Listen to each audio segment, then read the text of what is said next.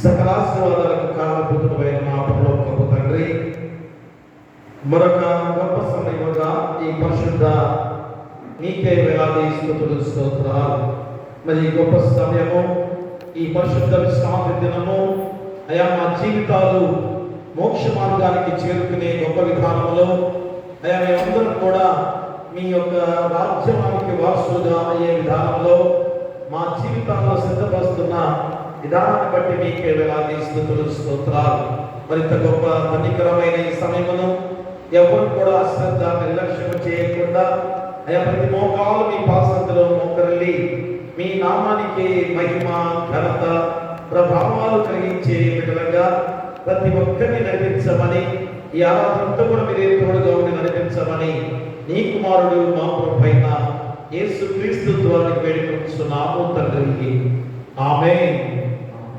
యెహోవా భజన చేయండి, పాపనరులారా ఈ రీతి మరచిపోకండి.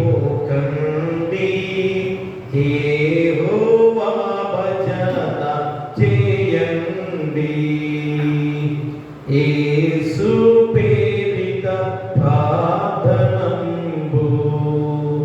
మన దోషములను పోగొట్టను వెదవు హాసునాపన లోక సుఖము కోటి బాధలు మనకున్న సంతోషకరము. యెహోవా భజన చేయండి, పాపనరులారా ఈ రీతి మరచిపోకండి. యెహోవా భజన చేయండి, యేసుక్రీస్తును గొలువండి. యేసు దాసులతో వాదము లాడకండి, మోసపుదారి విడువండి. దోషరాసుల నుర్విలో చేసి కొనకండి. యెహోవా భజన చేయండి, పాపనరులారా ఈ రీతి మరచిపోకండి. యెహోవా భజన చేయండి, జీవరక్షకుని నమ్మండి. నిత్య సేవలో వెలగక చెడిపోకండి. భావించి ఆత్మవేడండి, దేవాదేవుని నెడమాసి నెలవు విడకండి. యెహోవా భజన చేయండి, పాప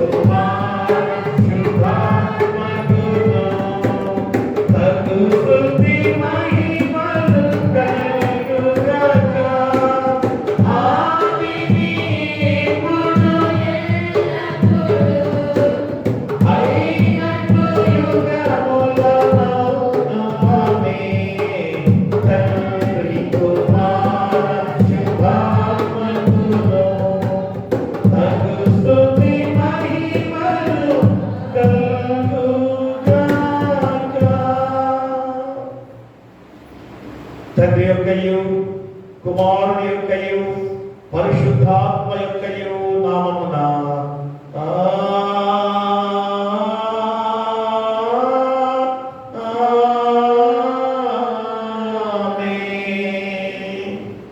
నీ వెలుగును నీ సత్యమును బయలుదేర చేయము. అవి నాకు త్రోవ చూపును. అవి నీ పరిశుద్ధ పర్వతమునకును నీ నివాస స్థలమునకును నన్ను తోడుకొని వచ్చును. అప్పుడు నేను దేవుని బలిపీఠమునందుకు నాకు ఆనంద సంతోషము కలుగు చేయు దేవుని యొద్దకు చేరుదును. దేవా నా దేవా, సితారా వాయించుచు నీకు కృతజ్ఞతాస్తుతులు చెల్లించెదను. ప్రభువుకు ప్రియులారా, యథార్థ హృదయముతో మన తండ్రి అయిన దేవుని సమీపించి ఆయన ఎదుట మన పాపములను ఒప్పుకొని మన ప్రభు అయిన యేసుక్రీస్తు పేరిట మనకు క్షమాపణ దయచేయమని వేడుకొందాము. ప్రభువు నామము వలననే మనకు సహాయము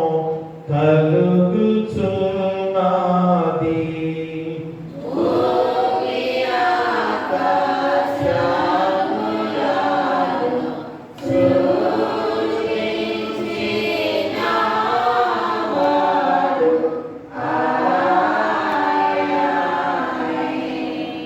ప్రభువు సన్నిధిని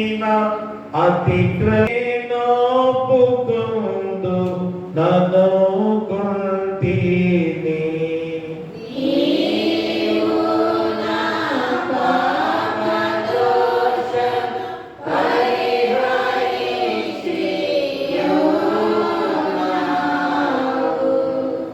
మా సృష్టికర్తవు విమోచకుడమైన సర్వశక్తి గల దేవా, దీనులము పాపులకు మేము స్వాభావికముగా పాపులమనియు అపవిత్రులమనియు తలంపు వలన మాట వలన క్రియ వలన నీకు విరోధముగా పాపము చేస్తమనియు నీ ఎదుట ఒప్పుకొనుచున్నాము.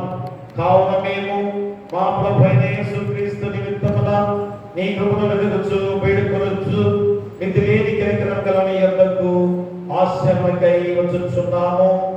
మా కొరకు చనిపోటకై నీ జంతైన కుమారునిచ్చిన మిగుల కరుణగల దేవా, మమ్మను కనికరించి ఆయన నిమిత్తమున మా సమస్త పాపములకు క్షమాపణ దయచేయము. మేము నీ కృప చేత నిత్య జీవం పొందినట్లు నిన్ను గూర్చియు నీ చిత్తమును గూర్చియు సరైన జ్ఞానమును నీ వాక్యము తగిన విధేయతను మా యందు నీ పరిశుద్ధాత్మ వలన వృద్ధి పొందుకోమని మా ప్రభువైన యేసుక్రీస్తు ద్వారా వేడుకొనుచున్నాము. ఆమేన్. మన పరలోకపు తండ్రి సర్వశక్తి గల దేవుడు మనలను కనికరించి మన కొరకు చనిపోటకై తన కుమారునిచ్చి ఆయన మూలమున మన పాపములన్నిటినీ క్షమించుచున్నాడు. ఆయన నామందు విశ్వాసముంచు వారికి దేవుని కుమారునికి అధికారం ఇచ్చుచు వారికి తన పరిశుద్ధాత్మను అనుగ్రహించును. నమ్మి బాప్తిసం పొందిన వాడు రక్షింపబడును.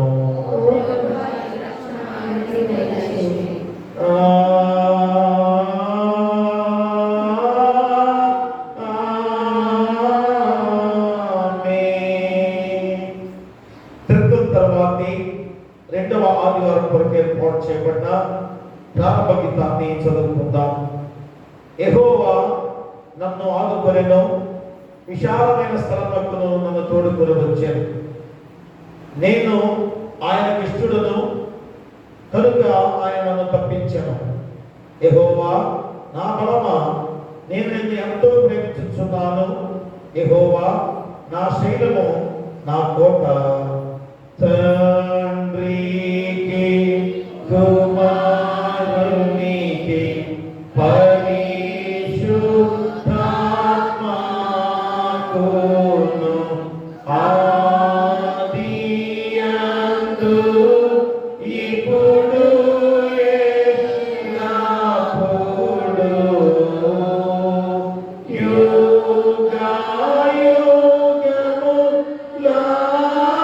యుగాయుగములందు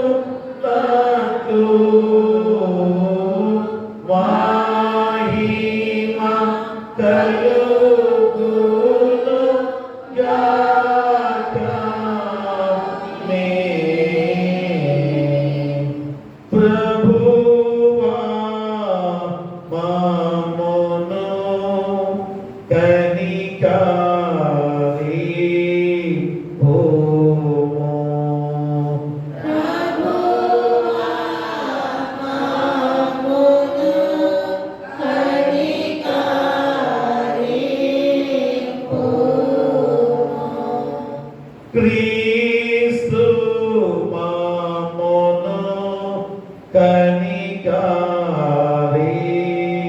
భూమో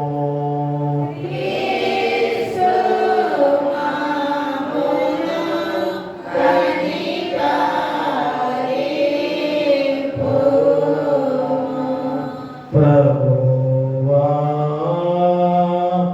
మామును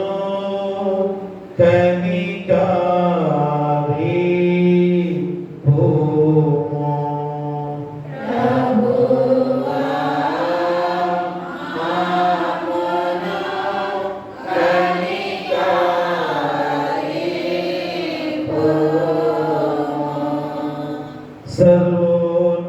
సర్వోన్నతమైన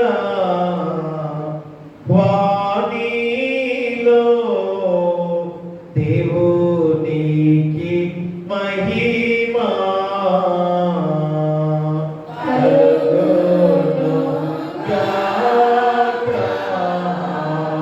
దేవునికి మహిమా కలుగును గాక. కలుగును ఘనమైన ఘనస్థలములందున ఇలాగు సమాధానం నరుల గాయన దయా ప్రభువైన దేవా పరమరాజా సర్వ పరిపాలనా పరిపూర్ణ శక్తి గల పరమ జనగానిను మహిని స్తుతించుచు మరి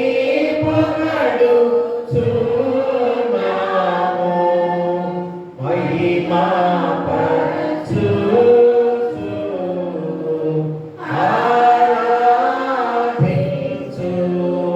ఆరాధించుచున్నాము నిన్ను.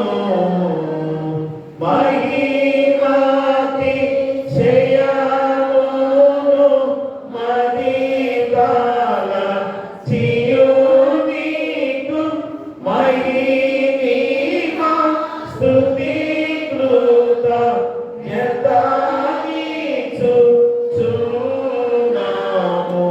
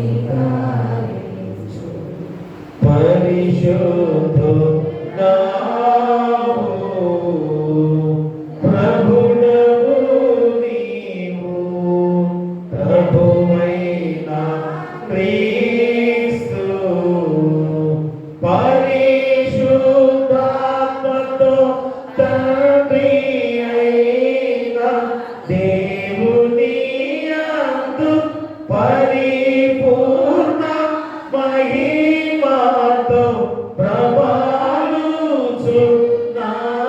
ప్రభాలుచున్నానిప్పుడు.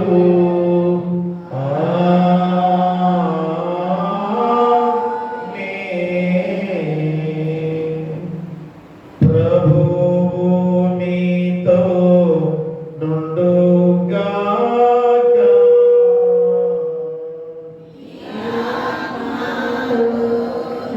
Good.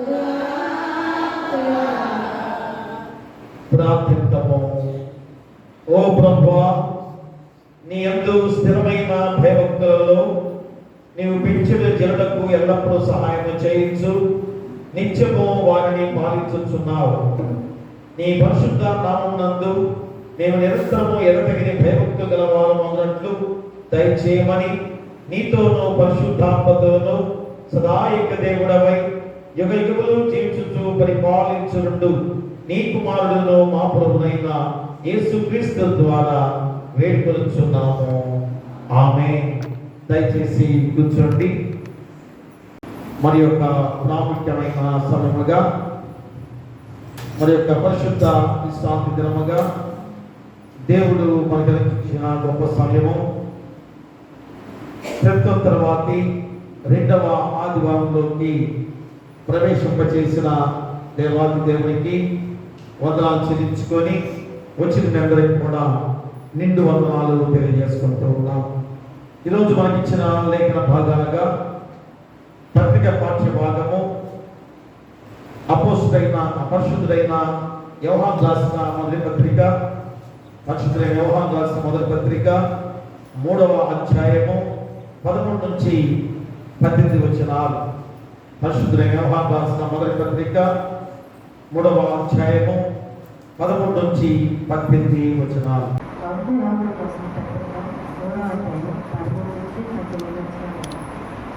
సహోదరులారా, లోకము మిమ్మల్ని ద్వేషించిన యెడల ఆశ్చర్యపడకుడు. మనము సహోదరులను ప్రేమించుచున్నాము కనుక మరణంలో నుండి జీవంలోనికి దాటి ఉన్నామని ఎరుగుతున్నాం. ప్రేమ లేని వాడు మరణమందు నిలిచి ఉన్నాడు. తన సహోదరుని ద్వేషించువాడు నరహంతకుడు. ఏ నరహంతకుని యందు నిత్య జీవం ఉందని మీరెరుగుదు. ఆయన మన నిమిత్తము తన ప్రాణం పెట్టిన కనుక దీని వలన ప్రేమ ఉన్నదని తెలుసుకొని ఉన్నాము. మనము కూడా సహోదరుల నిమిత్తము మన ప్రాణమును పెట్టబద్ధమై ఉన్నాము. ఈ లోకము జీవనోపాధి గలవాడై ఉండి తన సహోదరునికి లేని కలుగుట చూచుకుని అతని ఎడల ప్రాణమును కలికరమును చూపని వాణియందు దేవుని ప్రేమ ఎలాగ నిలుచును. చిన్నపిల్లలారా, మనతోనూ మాటతోనూ నాలుగుతోనూ కాక క్రియతోనూ సత్యముతోనూ ప్రేమించుము. హల్లెలూయా, హల్లెలూయా, హల్లెలూయా. సువార్త పాఠ్యభాగం నుంచి పరిశుద్ధుడైన లూకా రాసిన సువార్త 14వ అధ్యాయము 16 నుంచి 24 వచనాలు. పరిశుద్ధుడైన లూకా రాసిన సువార్త 14వ అధ్యాయము 16 నుంచి 24 వచనాలు. ఓ ప్రభువా, నీకు మహిమ కలుగును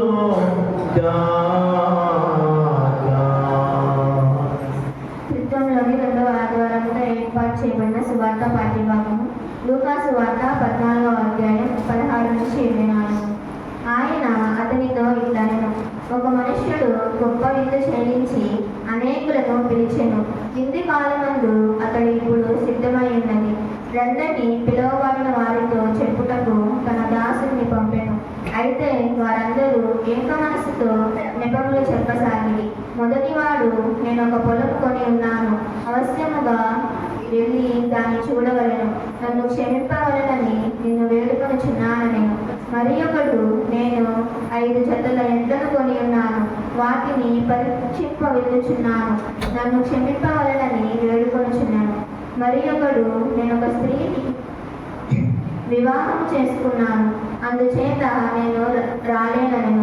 అప్పుడు దాసుడు తిరిగి వచ్చి ఈ మాటలు తన యజమానునికి తెలియజేయగా ఆ ఇంటి యజమానుడు కోపపడి, నీవు త్వరగా పట్టణపు వీధిలోనికి సందుల్లోనికి వెళ్ళి వీధులను, అంగహీనులను, కుంటివారిని, గుడ్డివారిని ఇక్కడికి తోడుకొని రమ్మని ఆ దాసునితో చెప్పాను. అంతట దాసుడు, ప్రభువా, నీ విజ్ఞాపించినట్టు చేసితిని గాని ఇంకనూ చోటున్నదని చెప్పాను. అందుకు యజమానుడు, నా ఇల్లు నిండినట్లు నీవు రాజ్య మార్గములోనికి కంచెలలోనికి వెళ్ళి లోపలికి వచ్చుటకు అక్కడి వారిని బలవంతము చేయము. ఏలైనగా పిలువబడిన మనుషులలో ఒకడును నా విందు రుచి చూడడని నీతో చెప్పుచున్నానని. ఇంతటితో సువార్త పఠ్యం ముగించమని. క్రీస్తు నీకు స్తోత్రము కలుగునుగాక.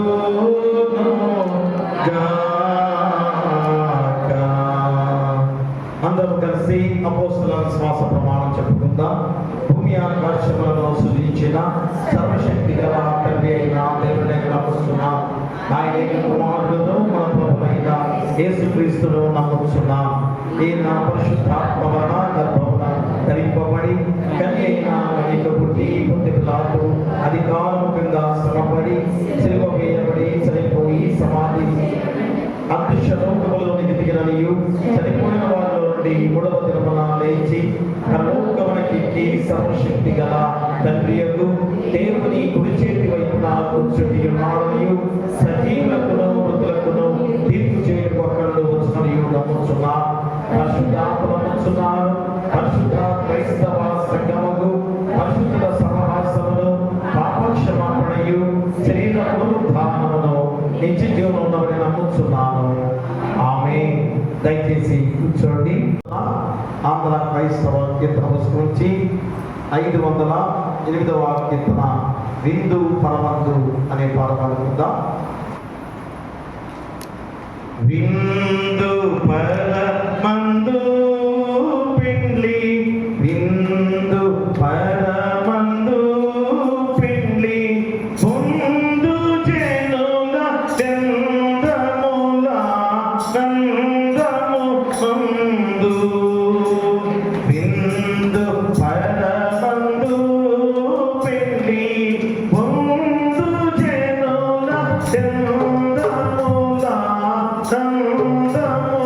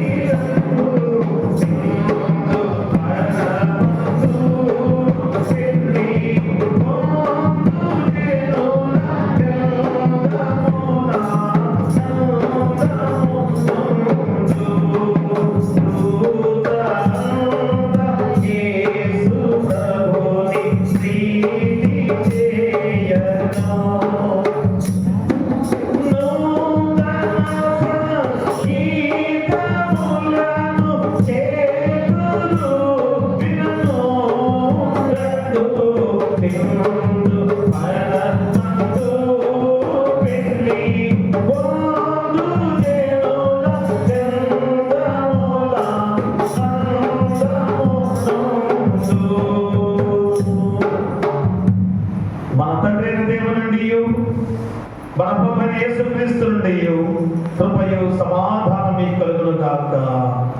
ఆమేన్. దయచేసి కూర్చోండి.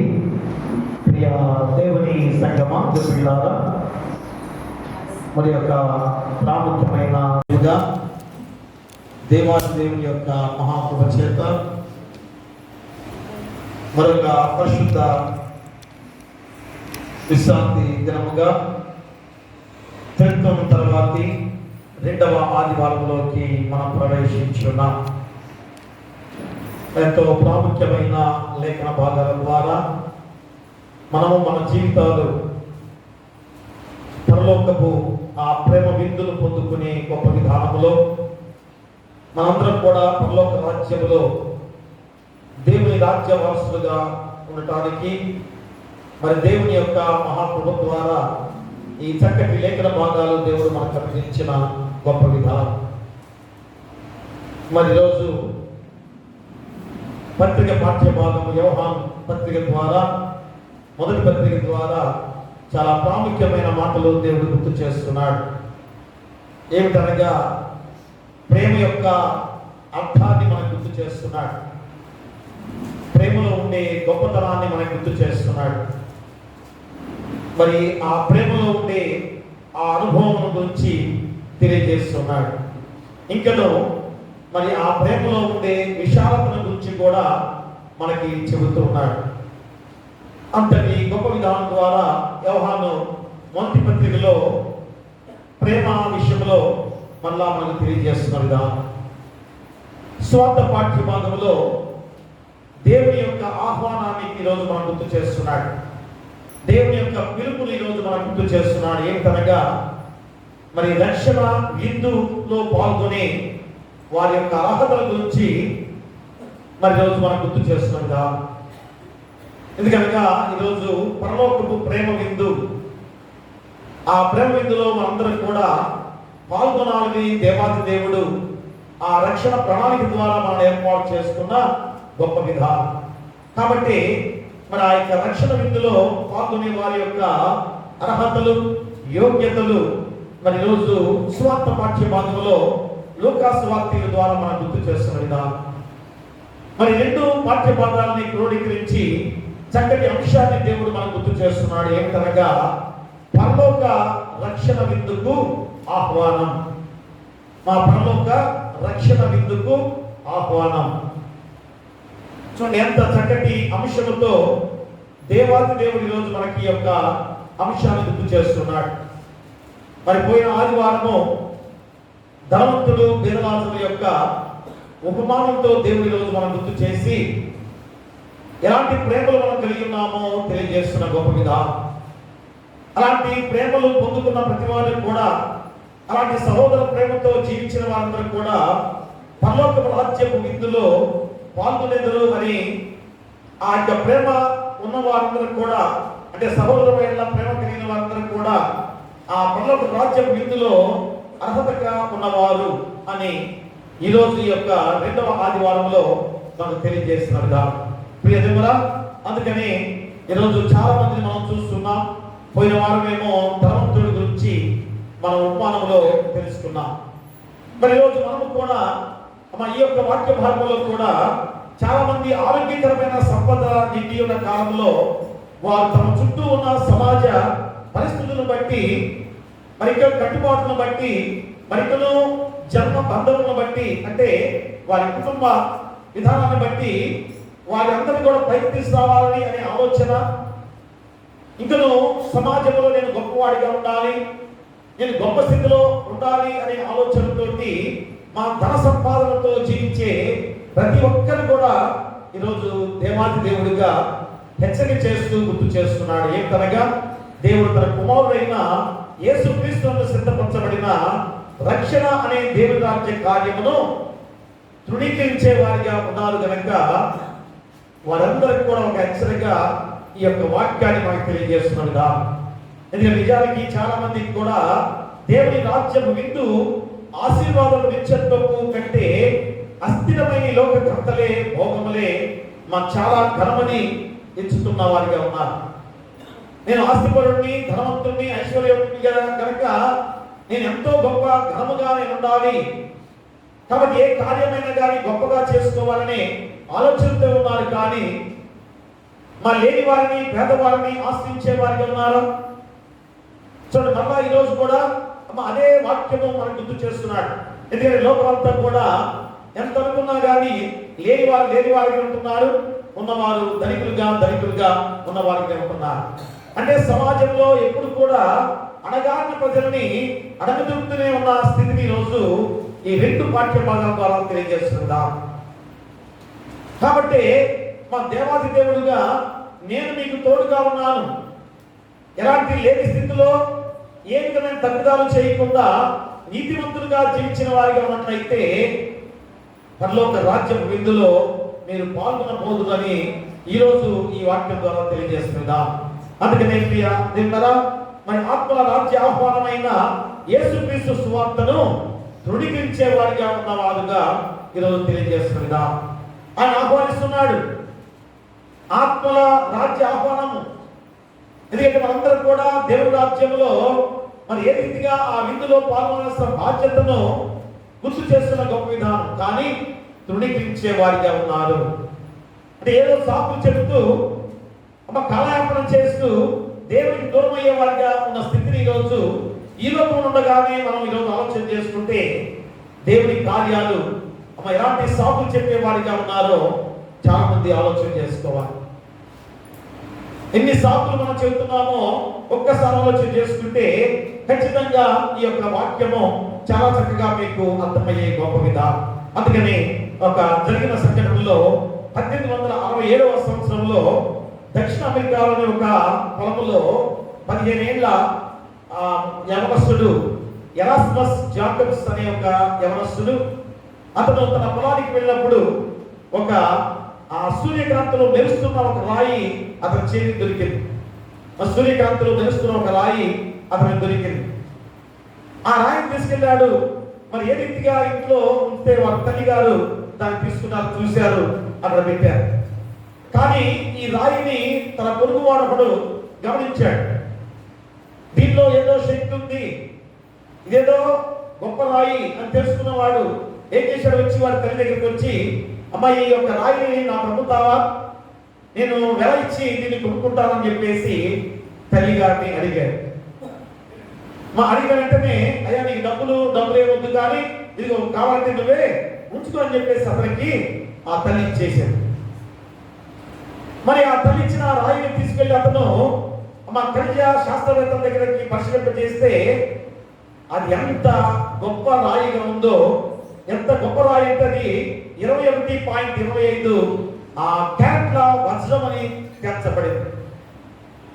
చూసారు ఎంత ఖరీదైంది, 21.25 క్యారెట్ల వజ్రం అని తేల్చబడిన తర్వాత ఆశ్చర్యపోయిన సంఘటనలో ఆ యొక్క వ్యక్తి మా లోకానికి ఏ విధంగా తెలియజేసిన సందర్భమే. మరి తర్వాత కాలంలో ఆ యొక్క వజ్రాన్ని యురేకా డైమండ్స్ అనే పేరుతో పిలువబడిన విధానం.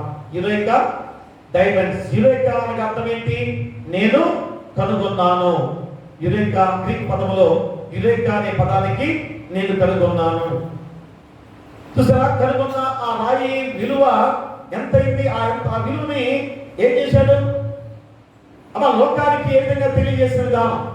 ఆ తెలియజేసిన విధానంలో ఆ పొలం పక్కన ఉన్న ప్రతి పొలం కూడా, అందరూ కూడా ఎంత మరి ప్రతి ఒక్క పొలం కూడా రేట్లు విపరీతంగా పెరిగిపోయాయి. చూడండి, రేట్లు విపరీతంగా. ఎందుకని? ఆ యొక్క భూమిలో లోపల ఆ వజ్రాలు ఖనిజాలు ఉంది, ఆ వజ్రం అనే ఖనిజం దాంట్లో ఉంది అని లోకానికి చాటి చెప్పిన విధానంలో ఆ యొక్క పొలం రేట్లు విపరీతంగా పెరిగిపోయిన సందర్భం. మరి ఎందుకు ఈ వాక్యాన్ని చెప్పబడింది అనగా, మనము క్రీస్తునందు విశ్వాసం ఉంచినప్పుడు ఆత్మీయంగా ఒక యురేకా క్షణము కూడా మనకి కూడా రాబోతుంది అనే సందర్భాన్ని తెలియజేయడానికే ఈ యొక్క జరిగిన సంఘటనగా దక్షిణ అమెరికాలో జరిగిన సంఘటనను ఈరోజు మనకు తెలియజేస్తున్న విధానం. అంటే అర్థం ఏంటి? నీకు తెలిసిన విధానాన్ని, నీకు ఏ విధంగా ఒక విషయం తెలిసిన విధానం అంటే అర్థమేంటి? పరలోక రాజ్యాన్ని గురించి నీకు తెలుసు, మా పరలోక రాజ్య మర్మాన్ని గురించి నీకు తెలుసు. మరి తెలిసినప్పుడు ఏం చేయాలి? ఇతరులకి నువ్వు బోధించేవాడిగా ఉండాలి, తెలియజేసేవాడిగా ఉండాలి. అందుకనే మత్తయి సువార్త చూడండి ఒకసారి. మత్తయి సువార్త 11వ అధ్యాయంలో 44వ వచనాన్ని చదువుకుందాం. పరలోక రాజ్యము పొలములో దాచబడిన ధనమును పోలి ఉన్నది. ఒక మనుష్యుడు దాన్ని కనుగొని దాచిపెట్టి అది దొరికిన సంతోషముతో వెళ్ళి తనకు కలిగినదంతయు అమ్మి ఆ పొలమును కొనును. ప్రియ తెలిపారా? చూడు, తర్వాత కూడా చాలా గొప్ప మాటలు. అంటే ఒక మనుషుడు దాన్ని కనుగొని దాచిపెట్టి అది దొరికిన సంతోషంతో వెళ్ళి తనకు కలిగినంతయు అమ్మి ఆ పొలమును కొనును. అంటే పరలోక రాజ్యము పొలంలో దాచబడిన ధనాన్ని పోలి ఉన్నది.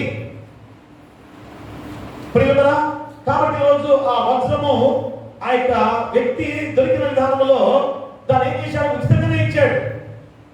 మా ఏమైనా వెనక్కి ఇచ్చాడా? చూడండి, ఎందుకు ఆ తల్లి ఉచితంగా ఇచ్చింది అంటే పరలోక రాజ్యం మర్మాన్ని గురించి, మా పరలోక రాజ్యంలో మనం పొందుకుపోయే స్థితి గురించి మనం ఎదుటివాడికి బోధించేవాడిగా ఉండాలి.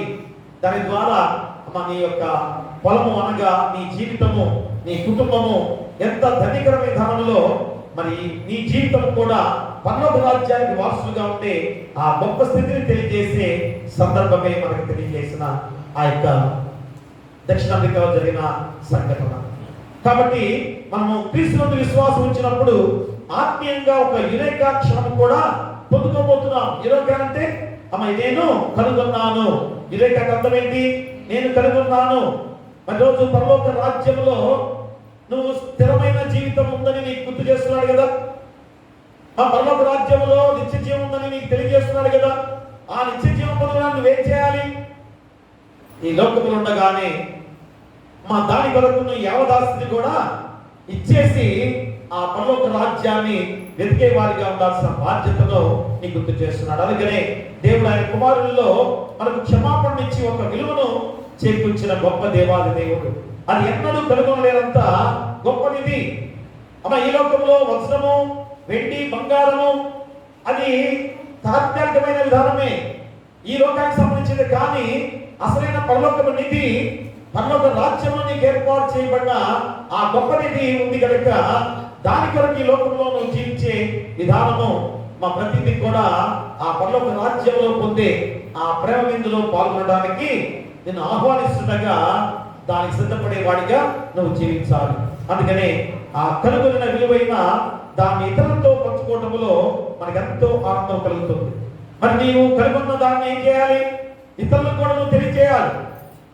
ఈరోజు ఆ వ్యక్తి ఆ కనుగొన్న వజ్రాన్ని ఎంతో ఖరీదైందని ఏం చేశాడు? అందరికి తెలియజేశాడు. మా వారి పొలాలన్నీ కూడా ఎంత రేట్లు పలికాయి అంటే ఈరోజు నీకు తెలిసిన పరలోక రాజ్య మర్మాన్ని ప్రతి ఒక్కరు కూడా చెప్పి అయా దేవుడు ఆహ్వానించే ఆ విందులో మనం పాల్గొనాలి. ఆ పరలోక విందే మన జీవితానికి గొప్ప ధననిధిగా ఉంది అని కూడా చెప్పడే గొప్ప విధానం. కాబట్టి రక్షించబడిన వ్యక్తి ద్వారా మన లోక పాపాలను ఏ విధంగా మరొక వ్యక్తికి పరలోక రాజ్యాల గురించి, ఆహ్వానాల గురించి మనం చెప్పేవారిగా ఉండాలి. అది ఈరోజు లోక స్వార్థలో చెప్పిన ఉపమానం అంతా కూడా దాని గురించే దేవుడి రోజు గుర్తు చేస్తున్నాడు. నీకు తెలియజేసిన విధానాన్ని ఏం చేయాలి? ఒక యజమానుడు ఒక వ్యక్తి చెప్పాడు, ఇదిగో నేను విందు ఏర్పాటు చేశాను కనుక ఆ విందుకు ఆహ్వానించబడ్డారు కనుక వారిని తిరిగి పిలవండి. ఎందుకంటే ఆనాడు పాలిస్తున్న దేశాలలో, తూర్పు దేశాలలో మరి ఒకసారి ముందుగా పిలుస్తారు. మన యొక్క విధానం కూడా అంతే కదా. పెళ్లికి ఏం చేస్తారు? ముందుగా ఒకసారి పిలుస్తారు, తర్వాత విందు సిద్ధం చేసిన తర్వాత వెళ్ళి అంటే మనకేం చేస్తారు? ఏదో టంపు వేస్తారు కదా.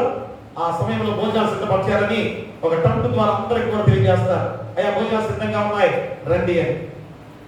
మరి ఆనాటి కాలంలో కూడా తూర్పు దేశాల్లో, ఆ పాశ్చాత్య దేశాల్లో కూడా ఆ విందు సిద్ధపరిచిన తర్వాత ప్రతి గృహానికి వెళ్ళి అయ్యా భోజనం ఏర్పాటు చేశాం రండి రండి అని ఆహ్వానించే గొప్ప విధానం. కాబట్టి ఈరోజు మన యొక్క జీవితాలు దేని కొరకు? ఈ లోకంలో ఏర్పాటు చేసే ఆ విందు కాదు, మా పరలోక రాజ్యంలో దేవుడు ఏర్పాటు చేసే ఆ రక్షణ ప్రేమ విందులో మనం పాల్గొనడానికి మన దేవుడు ఆహ్వానించాడు.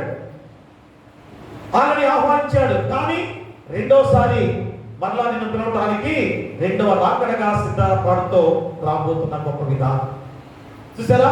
అంటే ఇక ఫైనల్ స్టేజ్, ఇక ఆ విందును ఆరగించే సమయం. కాబట్టి ఆ రెండవ రాకడకల్లా నువ్వు ఎలా ఉండాలి? సిద్ధపాటు కలిగి ఉండాలి. ముందుగా నీకు చెప్తున్నారు కనుక ఒక పత్రిక నీకు ఇచ్చి, అయ్యా ఇదిగో పలానా తారీఖున వివాహం ఉంది కనుక ఆ వివాహానికి రావాలంటే ఏం చేస్తాం?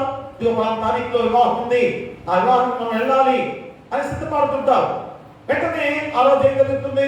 ఆ విందు సిద్ధపరిచిన తర్వాత మళ్ళీ అందరికి కూడా తెలియజేసి ఆ విందు ఆరగించే గొప్ప విధానాన్ని ఎంత చక్కగా ఉపమానంతో దేవుడు గుర్తు చేశాడో చూడండి. అంటే అర్థమైతే ఆల్రెడీ యేసుక్రీస్తు వారి ద్వారా నీకు ఆహ్వానం అందించబడిన విధానమే. మళ్ళా రెండవ రాకడగా నిన్ను పిలవడానికి రాబోతున్నాడు, నిన్ను తీసుకోవడానికి రాబోతున్నాడు. ఆ సమయంలో నీ సిద్ధపాటు ఎలాగుంది? మా సాకు చెప్తావా?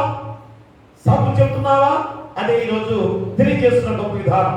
అంటే ఈ ఆహ్వానం దేవుడు పంపుతున్న విధానంలో ఇదే మన సహోదరి పట్ల చూపు అత్యంత విలువైన ప్రేమ కూడా అవుతుంది. మరి నీకు తెలియజేయబడిన ఆహ్వానం ఏం చేయాలి? అయ్యా ఇదిగో సిద్ధమైందంట, భోజనం సిద్ధమా చేశారు కనుక రండి రండి అని ఒకరు కేకలు వేసుకుంటారు కదా. మీ తోటి వారిని పిలుస్తారు, అయ్యా భోజనం రెడీ అయిందంట, ఇదిగో డబ్బు పడింది, పదండి వెళ్దాం అని చెప్పేసి ఒక 10 మంది కలిసి వెళ్తుంటారు.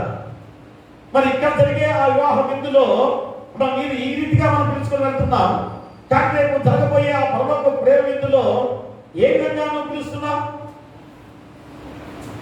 ఈరోజు దేవుని ఆలయము పరిశుద్ధ ఆలయంగా పవిత్ర ఆ సమితిలో ఈ విశ్రాంతి దినముగా ఆచరించుకునే గొప్ప విధానం. మరి దీనికి నువ్వు ఎంతమందిని ఆహ్వానిస్తున్నాం? దేవాలయానికి రాని వారిని అని ఎందుకు ఈరోజు దేవుని ఆలయానికి రాలేకపోతున్నాం? ఖచ్చితంగా ఈ 2 గంటలు దేవుని ఆలయంలో మనం కూర్చోవాలి. ఇన్ని గంటలు వృధా చేస్తున్నామే, ఎంతగా కాల వ్యాపారం చేస్తున్నామే. మరి విశ్రాంతి దినంలో 2 గంటలు దేవుని ఆలయంలో కూర్చునే ఆ గొప్ప విధానంలో మనం ఎలాగా నిరాసక్తత చూపిస్తున్నాం ప్రియరా. కాబట్టి ఆ పరలోక విందులో మనం పాల్గొనాలంటే ఇదిగో ఈ రోజు ఈ యొక్క విశ్రాంతి దినము కూడా ఆ పరలోక విందులో పాల్గొనే గొప్ప బాధ్యతే. మా దేవుని వాక్యమే ఆహారం, ఇదే ఒక గొప్ప ప్రేమ విందే. మరి కాబట్టి ఆ ప్రేమ విందుకు నువ్వు ఎలాగ ఆహ్వానించుకుంటూ వస్తున్నావా? దేవాలయానికి పిలుస్తున్నావా? ప్రియా దేవులారా, కానీ నీ ద్వారా ఏ విధంగా వర్తమానం అందించే విధానంలో క్రైస్తవుడిగా ఉన్నావో లేదో, విశ్వాసిగా ఉన్నావో లేదో ఆలోచన చేసుకోవాల్సిన సమయం. అందుకని ప్రేమించిన ఇంట్లో నేర్చుకోవడానికి జీవితం ఒక గొప్ప అవకాశం దేవుడు ఈరోజు వల్ల మనకు అందిస్తున్నాడు. అది ఎలాగంటే అన్నిటినీ క్షమించే గుణం, ప్రేమతో ఉన్నవాడు జీవనంతో నిలిచి ఉన్న గొప్ప విధానం. ప్రేమతో ఉన్నవాడు జీవంతో ఉన్నవాడు. చూడండి, మొన్న కూడా అదే వాక్యం వచ్చింది. మత ఈ రోజు కూడా ఆ ప్రేమ విషయంలో మళ్ళా గుర్తు చేస్తున్నాడు. ప్రేమతో ఉన్నవాడు జీవంతో ఉన్నవాడు ప్రేమరా. కాబట్టి మా చూడండి, యోహాను సువార్త ఇందాక మనం చదువుకున్న లేఖన భాగంలో 3వ అధ్యాయం 14వ వచనంలోండి 14వ వచనంలో మనము సహోదరులను ప్రేమించుచున్నాము గనుక మనములో నుండి జీవంలోనికి దాటుతున్నామని ఎరుగుదుము. ప్రేమ లేని వాడు మరణమందు నిలిచి ఉన్నాడు. చూసారా ప్రేమరా? ప్రేమ లేని వాడు మరణమందు నిలిచి ఉన్నాడు, ప్రేమ ఉన్నవాడు జీవమందు నిలిచి ఉన్నాడు. మరి అలాంటి ప్రేమ మనలో ఉందా ప్రియా ప్రేమరా? 16వ వచనం కూడా చదవండి ఒకసారి. ఆయన మన నిమిత్తము తన ప్రాణం పెట్టను గనుక దీని వలన ప్రేమ ఎట్టిదని తెలుసుకొచ్చున్నాం. మనము కూడా సహోదరు నిమిత్తము మన ప్రాణములను పెట్ట బద్ధులమై ఉన్నాము. ప్రేమరా, చూడండి ఎంత ప్రేమ చూపించాల్సిన బాధ్యత మనందరిపై ఉంది. యేసుక్రీస్తు వారు ఎలాంటి ప్రేమ చూపించాడు? తన సహోదరుని ఏ రీతిగా ప్రేమించిన గొప్ప విధానంలో ఆయన మన నిమిత్తం తన ప్రాణం పెట్టిన కనుక దీని వల్ల ప్రేమ ఎట్టిదని తెలుసుకొనిచున్నాము. మనము కూడా సహోదరు నిమిత్తము మన ప్రాణమును పెట్ట బద్ధులమై ఉన్నాము. ప్రియా దేవురా, అందుకని 18వ వచనంలో ఎలాగా ఆ ప్రేమ చూపించాలి? అమ్మ చిన్నపిల్లలారా, మాటతోనూ నాలుగుతోనూ కాక ప్రియతోనూ సత్యముతోనూ ప్రేమిత్తము. చూడండి ఎంత గొప్ప మాట. చిన్నపిల్లలారా అంటున్నాడు, అర్థమైంది? మా చిన్నపిల్లల మనస్తత్వం ఎలాంటిది? ఏ కల్మషం లేని మనస్తత్వం, ఎలాంటి అసూయ ద్వేషాలు లేని మనస్తత్వం, ఏ కపటం లేని మనస్తత్వాలు. అందుకనే దేవుడు అలాంటి మనస్తత్వాలు కలిగిన వారి నుంచి చిన్నపిల్లలారా సంబోధిస్తున్నాడు. అంతేగాని చిన్నపిల్లలని కాదు, మా చిన్నపిల్లలని కాదు, చిన్నపిల్లల యొక్క మనస్తత్వంతో కూడిన బిడలారా అని నిన్ను సంబోధిస్తూ ఎంత గొప్ప మాటగా పిలుస్తున్న విధానమును, మాటతోనూ నాలుగుతోనూ కాక క్రియతోనూ సత్యముతోనూ ప్రేమితము. ఏదో నోటితో అరే బాగలేదే, పడిపోయావు, రక్తం కాపుతుందే అని మాటతో నాలుగుతో కాదు, ఏం చేయాలి? క్రియతో సత్యముతోనూ ప్రేమించేవాడు ఉండాలి. ఆ గాయము రక్తం కాపుతున్న వాడికి ఏం చేయాలి? మనం గాయాన్ని కట్టి సేద తీర్చి ఆహారానికి ఏదైనా పెట్టి అతను ఏ విధంగా బాగు చేసే విధానంలో ఆ క్రియారూపములను చూపించాలి. కానీ ఇది నోటి మాటతో నాలుగుతో చెబితే ప్రేమ ఉన్నట్ట? రోజు లోకమంతా కూడా అంతే కదా. కిందపడి ఎవరైనా కిందపడిపోతే అయ్యో పడ్డాడు, మా పడ్డాడు అంటారే కానీ పోయి పరిగెత్తుకుంటూ వెళ్ళి లేవదీస్తారా? చాలా మంది మనం చూస్తుంటాం కదా. మరి ఆ పడిపోయిన వెంటనే పరిగెత్తుకుంటూ లేవదీయడానికి సిద్ధపడరు.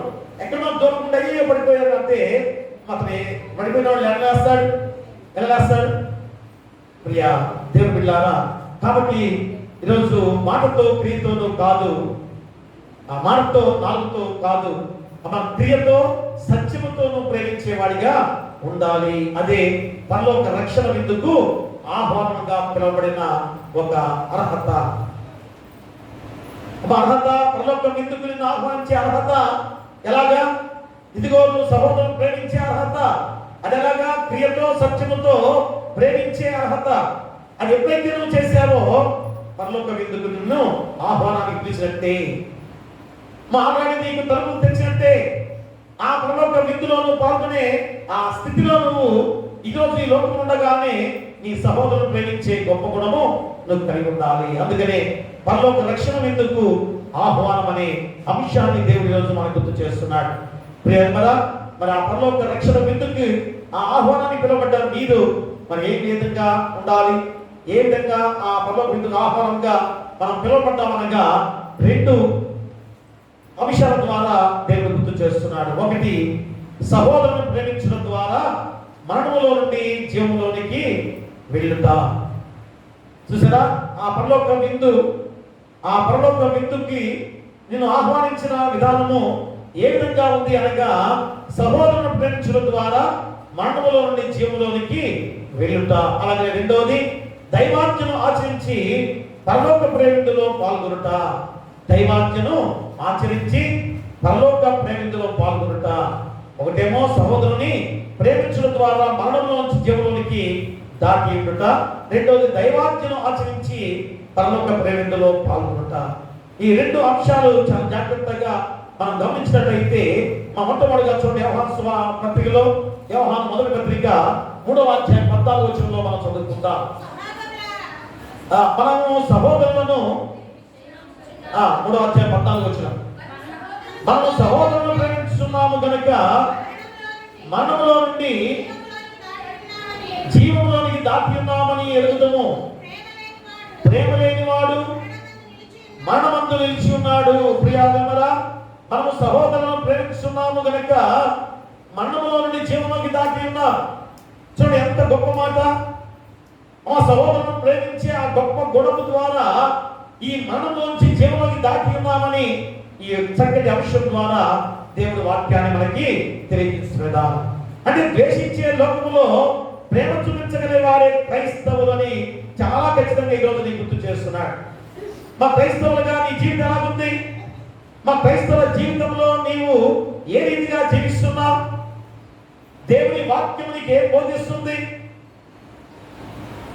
ఆ ప్రేమ నీలో ఎందుకు లేకుండా పోయిందో మరి ఈరోజు ఈ తృప్తం తర్వాత ఆదివారం వరుసగా ఆ సహోదర ప్రేమల గురించి నీకు బోధించే గొప్ప వాక్యాలు కదా. మన ధనవంతుడు ఏ రీతిగా ఉన్నవాడు, అంత భయంకర నికృష్టమైన జీవితాన్ని గడుపుతున్న ఆ బీదరాజుని ఏ మాత్రమైనా కనిపించాడా? చూడండి, అందుకే ఈరోజు మా పత్రిక పాఠ్య భాగంలో యోహాను భక్తుడు మళ్ళా ఈ ప్రేమ గురించి చెప్తున్నాడు. ద్వేషించే లోకము, మా ఈ లోకం ఎలాంటిది? ద్వేషించే లోకము. మరి ఈ ద్వేషించే లోకములో నువ్వు ఎలా ఉండాలి? ప్రేమ చూపించగలిగే క్రైస్తవుడిగా నువ్వు ఉండాలి. ఉన్నామా? క్రైస్తవులుగా ఈరోజు ఒకరిలో ఒకరు ప్రేమ కలిగి మనం జీవిస్తున్నామా? కాబట్టి నీ ఫలము మనలోని జీవముకి చేరుతా. చూసారా, నువ్వు చూపించే ఆ ప్రేమ నీ జీవితానికి ఒక మార్గంగా మార్చబడింది. మన మరణం నుంచి జీవంలోకి దాటిన వాడిగా దేవుడు గుర్తు చేస్తున్నాడు. అలాంటి ప్రేమలో ఎందుకు చూపించలేకపోతున్నాం? ఆ విధమైన ప్రేమల మనలో ఎందుకు లేకుండా పోతున్న విధానము ఒకసారి ఆలోచన చేసుకుంటే, ఈ లోకము యేసు ప్రభు వారిని మనం ద్వేషించి దూషించిన జనాంగముగా ఈరోజు మనందరం కూడా ఉన్నాం కదా. ఆయన ప్రేమ చూపించడానికి లోకానికి వస్తే ఆయన ఎలాగ ద్వేషించాం, ఎలాంటి ద్వేషంతో ఆయన శిలువ మరణానికి అప్పగించాం.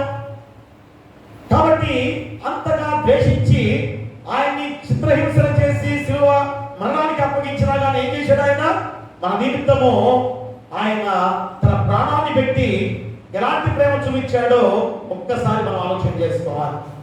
మా యేసుక్రీస్తు వారు నీ కొరకు, నా కొరకు, అందరి కొరకు కూడా ఎలాంటి ప్రేమ చూపించాడు?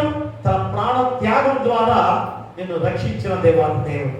ఎంత మనం విస్మరించుకున్నాం, చీరలు కొట్టాం, ఎంతగా అసహించుకున్నాం, ఉమ్ము వేశాం, పొలాలతో కొట్టించాం. నేను కాదని అనుకుంటున్నామేమో. మా ప్రజలుగా ఆనాడున్న ప్రజలు ఎలాగా ద్వేషించిన వారిగా ఉన్నారో అదంతా కూడా ముద్ర మన మీదే పడింది. ఈరోజు మనం ఎలా ఉండాలి మరి? ఆనాడు యేసుక్రీస్తు వారు ఇంత ఘోర బాధలు ఎందుకు అనుభవించాడు? మనందరం కూడా రక్షింప చేయడానికే. మరి రక్షించబడ్డ మనందరం కూడా ఎలా ఉండాలి? నీ సహోదరులను ప్రేమించే తత్వంతో జీవించాలి. ఆ ప్రేమ మనలో లేకపోతే ఆ శిలువ వేసిన వారిలో, ఆయన కొరలతో కొట్టిన వారిలో, ఉమ్ము వేసిన వారిలో మనము కూడా ఉన్నాము అనేది ఈరోజు మనం గుర్తు చేసుకోవాలి. ఖచ్చితంగా ప్రియ దేవుని బిడ్డలారా, అందుకనే ప్రేమ ఎక్కిదని ఈరోజు ఆయన ప్రాణత్యాగం ద్వారా మనందరం కూడా తెలుసుకున్నాం. మరి మనము కూడా సహోదరుల నిమిత్తం మన ప్రాణములను పెట్ట బద్ధులమై ఉన్నాము. ఖచ్చితంగా సహోదరుల విషయంలో నీ ప్రాణాన్ని పెట్టడానికి కూడా సిద్ధపడి ఉండాలి. ఉంటారా? ప్రాణం పెట్టమని కాదు కానీ ప్రేమరా, అలాంటి గొప్ప ప్రేమ మనం చూపించాలనే గొప్ప సందేశమే ఈరోజు ఈ వాక్యం. కాబట్టి ఎందుకు ఈ లోకం విశ్వాసమైన వారిని ద్వేషిస్తుంది అనే విధానంలో కూడా యోహాను భక్తుడు ఈ మొదటి పత్రికలో మనం గుర్తు చేస్తున్నాడు. ఈ లోకం విశ్వాసులు ఎందుకు ద్వేషిస్తుంది? ఎందుకనగా విశ్వాసులు లోక సంబంధులు కాదు. మా విశ్వాసులుగా ఉన్నవారందరూ కూడా లోక సంబంధులు కాదు. అదేంటండి, మరి విశ్వాసిగా నేను ఇంతగా లోకంలో జీవిస్తున్న వాడిగా ఉంటే ఈ లోక సంబంధం కాదని అంటున్నారేంటి? మా లోక సంబంధం కాదంటే అర్థం ఏంటి? ఈ లోకం మంది కాదు. ఎవరు వశింప చేసుకుంది? ఎన్నోసార్లు చెప్పి కదా, అపవాది వశింప చేసుకున్న లోకము. కాబట్టి ఈ లోకము మన సంబంధము కాదు. ఏమిటి? స్వర్గమే, అనగా పరలోక రాజ్యమే, దేవుని రాజ్యమే మన రాజ్యము, మనది. కాబట్టి మరి ఆ స్వర్గానికి చెందిన వారు దేవుని నుండి పుట్టిన వారని ఎంత ఖచ్చితంగా ముద్ర వేసి చెబుతున్నాడు చూడండి. మా పరలోక రాజ్యానికి ఎవరైతే అర్హులుగా ఉన్నారో వారే దేవుని నుండి పుట్టిన వారు.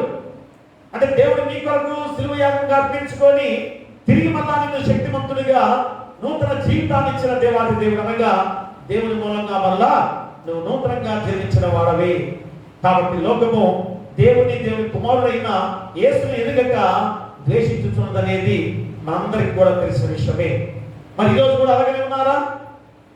ఈరోజు కూడా అదే స్థితిలో ఉన్నామా? దేవుని ఎరగని వారిగా జీవిస్తున్నామంటే అర్థం ఏంటి? కనుక ఆయన వారిని కూడా ద్వేషిస్తాడని ఖచ్చితంగా చెబుతున్న విధానమే. కానీ యోహాను సువార్త 15వ అధ్యాయం చూడండి ఒకసారి. యోహాను సువార్త 15వ అధ్యాయము 18, 19 వచ్చిన చదువుకుందాం. లోకము మిమ్మల్ని ద్వేషించిన యెడల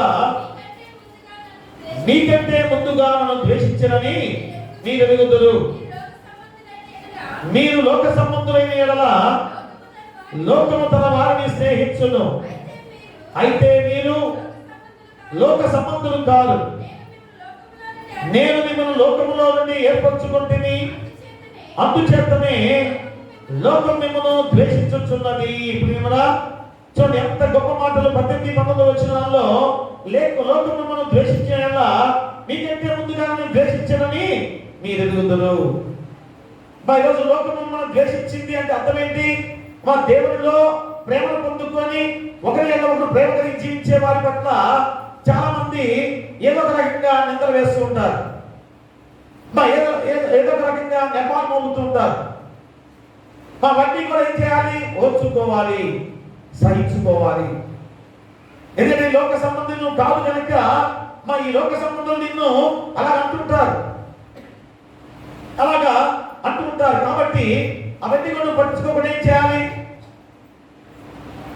మౌనం వహించి, ఓర్పు వహించి, సహనముతో భరించి ఆ జీవిత మార్గంలో నడవాల్సిన బాధ్యత నీపై. ఎందుకంటే యేసుక్రీస్తు వారు అలాంటి విధంగా జీవించిన విధానాలే కదా. మరి ఆయన ముందుగానే మనకన్నా ముందుగా ద్వేషించబడిన వాడిగా ఉన్న స్థితిని ఈ రోజు మీకు తెలియజేస్తున్నదా. మరి మీరు లోక సంబంధులైన ఎడల లోకము తన వారిని స్నేహించును, అయితే మీరు లోక సంబంధులు కాదు, నేను మిమ్మల్ని లోకంలో నుండి ఏర్పరచుకుంటుని, అందుచేతనే లోకం మిమ్మల్ని ద్వేషించుచున్నది. కాబట్టి క్రైస్తవుడిగా నువ్వు ఉన్నప్పుడు లోకం నేను ద్వేషిస్తుందేమో, ఏ మాత్రం కూడా నువ్వు భయపడవద్దు.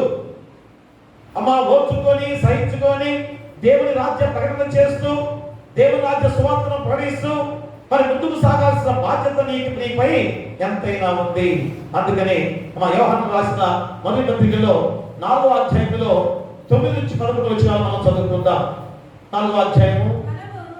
మనము ఆయన ద్వారా జీవించినట్లు దేవుడు తన అద్వితీయ కుమారుని లోకములోనికి పంపెను. దీని వలన దేవుడు మన యందు ఇచ్చిన ప్రేమ ప్రత్యక్షపరచబడెను. మనము దేవుని ప్రేమించింది కాదు, తానే మనల్ని ప్రేమించి మన పాపములకు ప్రాయశ్చిత్తమైనటకు తన కుమారుని పంపెను. ఇందులో ప్రేమ ఉన్నది. ప్రియులారా, దేవుడు మనల్ని ఇలాగ ప్రేమింపగా మన ఒకరినొకరు ప్రేమింపబద్ధులమై ఉన్నాము. చూసారా, మనం ఆయన ద్వారా జీవించినట్లు దేవుడు తన అద్వితీయ కుమారుని లోకంలోని పంపెను. దీనివల్ల దేవుడు మన యందు ఇచ్చిన ప్రేమ ప్రత్యక్షపరచబడెను. చూసారా, ఆ ప్రేమ యేసుక్రీస్తు వారి ద్వారా ఎలా ప్రత్యక్షపరచబడింది? అలాంటి ప్రేమ నీ పొరుగువాడి పట్ల నువ్వు చూపించాల్సిన బాధ్యత నీపై లేదా? ప్రేమరా, మరి ప్రేమైనా ద్వేషమైనా హృదయంలో పుడుతుంది అనేది ఖచ్చితంగా మనందరికీ తెలిసిన విషయమే. మన ప్రేమైనా ద్వేషమైనా ఎక్కడి నుంచి పుడుతుంది? నీ హృదయం నుంచి పుట్టేదే ప్రేమైనా ద్వేషమైనా కదా. కాబట్టి అది క్రియల ద్వారా బయటికి కనిపిస్తుంది. నువ్వు ద్వేషించేవాడిగా ఉన్నట్లయితే ఆ క్రియ నీ యొక్క రూపంలో కానీ నీ వచ్చే మాటల ద్వారా కానీ ఆ ద్వేషం కనబడుతుంది కదా. నీ కోపం వస్తే ఏం చేస్తావు? మా ఎదుటి వాడి మీద ప్రేమ లేకపోతే మా ద్వేషం ఏం చేస్తావు? నోటితో మాట్లాడటం కానీ లేకపోతే కళ్ళతో చేతితో దెబ్బేయటం కానీ ఆ క్రియ రూపంలో చూపిస్తా. అదే ప్రేమ ఏమవుతుంది? వేరే రూపంగా ప్రేమ చూపించే విధానంలో ఆ చూపించే తత్వాన్ని ఖచ్చితంగా గమనించవచ్చు. కాబట్టి ప్రేమైనా ద్వేషమైనా నీ యొక్క హృదయం నుంచి వచ్చేదే, అది క్రియారూపంగా కనబడేదే. అందుకనే మాట మోసం చేయవచ్చు కానీ క్రియ హృదయాన్ని వ్యక్తపరుస్తుంది. మాట మోసం చేయవచ్చు కానీ మనం చేసే క్రియ నీ హృదయాన్ని ఏ విధంగా అర్థం పట్టే విధంగా ఉందో ఒకసారి ఆలోచించే. కాబట్టి హృదయంలోంచి ఆ ద్వేషమైన ప్రేమైనా కనబడే గొప్ప విధానం ఉంది కనుక ఖచ్చితంగా ఆ ప్రేమగా ఉన్నావా, నువ్వు ద్వేషించే వాడిగా జీవిస్తున్నావో ఒక్కసారి ఆ భావనలు కనబడితే క్రియారూపంలో కనపడే విధంగా ఉన్నాయి. నీ హృదయం నుంచి వచ్చేదే. కాబట్టి అది అంత చెడు, ద్వేషం అయితే అంత చెడు కదా. హృదయం నుంచి వచ్చేది మా చెడుగా ఉందనేది కదా. నువ్వు ఎదుటి వాడిని ద్వేషించావంటే అర్థం ఏంటి? నీ హృదయంలోంచి చెడు స్వభావం ఉంది. మరి నీ హృదయంలో చెడు ఉంటే పరిశుద్ధాత్మ దేవుడు నీలో ఎలా ఉండగలడు కదా. మొన్నే పరిశుద్ధాత్మ దేవుడు పెట్టుకొస్తూ పండుగ రోజు మనందరిపై గాలాడు అని చెప్పుకున్నాం. మరి మనందరిపై గాలిన ఆ పరిశుద్ధాత్మ దేవుడు నీ చెడు హృదయంతో ఉన్నట్లయితే నీలో ఎలా ప్రవేశిస్తాడు? ప్రేమరా. కాబట్టి ద్వేషాన్ని తీసివేసుకొని ప్రేమ కనపరిచేవాడిగా ఉండాల్సిన బాధ్యతను ఖచ్చితంగా నీ గుర్తు చేస్తున్నా. అప్పుడే నీలో పరిశుద్ధాత్మ దేవుడు క్రియారూపంలో గొప్ప పనులు చేయించే దేవాది దేవుడు. అంటే ప్రేమ కలిగిన ప్రతి ఒక్కరికి కూడా ఎంత గొప్ప పనులు చేస్తారు, ఎంత మంచి పనులు చేస్తారు, ఎంత నీతికరమైన పనులు చేస్తారో గుర్తు చేస్తున్నాడు. కాబట్టి ప్రేమ అనేది ముందుగా మనలో ఉండాలి. నీ పొరుగువాడి పట్ల ప్రేమ చూపించే తత్వం మనలో ఉండాలి. అదే గుర్తు చేస్తున్నాడు. కాబట్టి మా క్రైస్తవ జీవితాన్ని కనబరచడానికి మాటలు లేక, ఉపన్యాసాలు లేక, క్రైస్తవ అనే ముద్ర సరిపోదు. నువ్వు గొప్ప ఉపన్యాసాలు చేసినంత మాత్రాన అబ్బో ప్రేమ చూపించండి, లేక అది చేయండి, ఇది చేయండి అని ఉపన్యాసం చెప్పినంత మాత్రాన కాదు. నేను క్రైస్తవుని ముద్ర వేసినంత మాత్రం కాదు. కానీ మేం చేయాలి? మాటలు మరియు ఉపన్యాసాలు ప్రేమను వ్యక్తపరచడానికి సరిపోని భావాలు. నీ మాటలు కానీ మరి ఉపన్యాసాలు మా ప్రేమను వ్యక్తపరచడానికి సరిపోని భావాలు అని జానెట్ హెచ్ ఓకే అనే కొత్త నిబంధన పండితుడు ఎంత గొప్పగా చెప్పిన ఈ మాటలు. నీ మాటలు కానీ ఉపన్యాసాలు కానీ మా ప్రేమ వ్యక్తపరచవు. ఏం చేయాలి? క్రియారూపంలో నువ్వు చేయాల్సిన బాధ్యత మా క్రియతో, సత్యముతో నువ్వు ప్రేమించేవాడిగా ఉండాలని చెప్పే గొప్ప విధానం. కాబట్టి ప్రేమ అనేది మాటలు మరియు క్రియల సమ్మేళనం అని ఈరోజు గుర్తు చేసే సందర్భం. మా ప్రేమ అనేది మాటలు మరియు క్రియల సమ్మేళనం. ఆ ప్రేమ చూపించాలంటే ఏం చేయాలి? నీ నోటితో చెప్పినంత మాత్రాన్ని కాదు, నోటితో చెప్తూ ఏం చేయాలి? క్రియతో చూపించాలి. అంటే మాట ప్లస్ ప్రేమ, క్రియ రెండు కూడా సమ్మేళనము, అంటే కలిసిన విధానమే. అంతేగాని మాట ఒకటే ఉపయోగించి అయ్యో గాయపడ్డాడే, అయ్యో రక్తం కారుతుంది, అయ్యో సరికి ఉడికిపోతున్నాడే, అయ్యో తల్లిదో బాధపడ్డాడే అని నోటితో చెప్పడం కాదు. వెళ్ళి ఆ నోటితో చెప్పిన నువ్వేం చేయాలి? క్రియారూపంగా చూపించాలి. అదే లూథరన్ సంఘం యొక్క భావజాలము ఎంతో చక్కగా చెప్పండి. కనుక విశ్వాసము మరియు క్రియల సమ్మేళన. మా లూథరన్ సంఘ విధానంలో మనం గుర్తు చేసుకోవాల్సింది కనుక విశ్వాసము మరియు క్రియ సమ్మేళనమే పరలోక రక్షణకు క్రియలు అవసరం లేకపోయినా మా ఈ లోకంలో యేసుక్రీస్తుకు మనం చూపే నిబద్ధతకు నిదర్శనంగా ఉన్న విధానం. పరలోక రాజ్యానికి నీ క్రియారూపంలో మా అర్హత కాకపోయినా కానీ ఎవరిని మనం ఫాలో అవ్వాలి? ఎవరిని ఆదర్శంగా చూపించుకొని వెళ్ళాలి? యేసుక్రీస్తు వారిని మనం నిదర్శనంగా తీసుకోవాలి. ఆయన మార్గాన్ని మనం ఎంచుకోవాలి. ఆయన నడిచిన మార్గాన్ని మనం తెలుసుకోవాలి. ఆయన ప్రేమను మనం చూపించాలి. ఎలా చూపించాడు ఆయన ప్రేమ? తన ప్రాణాన్ని పెట్టి రక్షించిన ప్రేమ. నీకు అంతకన్నా నీకు నిదర్శనం ఏంటి? ఆ విధానంలో ఉన్నాడు కనుకనే యేసుక్రీస్తు వారు ఆరోహణమై పరలోక రాజ్యానికి తండ్రి కుడి పార్శ్వన కూర్చున్నారు. ఈరోజు మనం కూడా అదే ప్రేమ చూపించిన వారికి ఉన్నట్లయితే మనందరం కూడా సరాసరి పరలోక రాజ్యంలో తండ్రి కుడి పార్శ్వన కూర్చోబోతున్నామని సత్యాన్ని గుర్తు చేశారు. కాబట్టి మా ద్వేషం నడుమ ప్రేమను, యుద్ధం నడుమ శాంతిని మరియు మరణం నడుమ జీవితాన్ని ఎంచుకోవాలని ఈ రోజు ఆహ్వానిస్తున్నాడు నిన్ను, నన్ను, మనందరినీ కూడా. ఏం చెప్పండి? ద్వేషం నడుమ ప్రేమను, దేశంలో ఏం చేయాలి? ప్రేమను చూపించాలి. రెండోది యుద్ధం నడుమ శాంతిని చూపించాలి. మూడోది మరణం నడుమ జీవితాన్ని ఎంచుకోవాలి.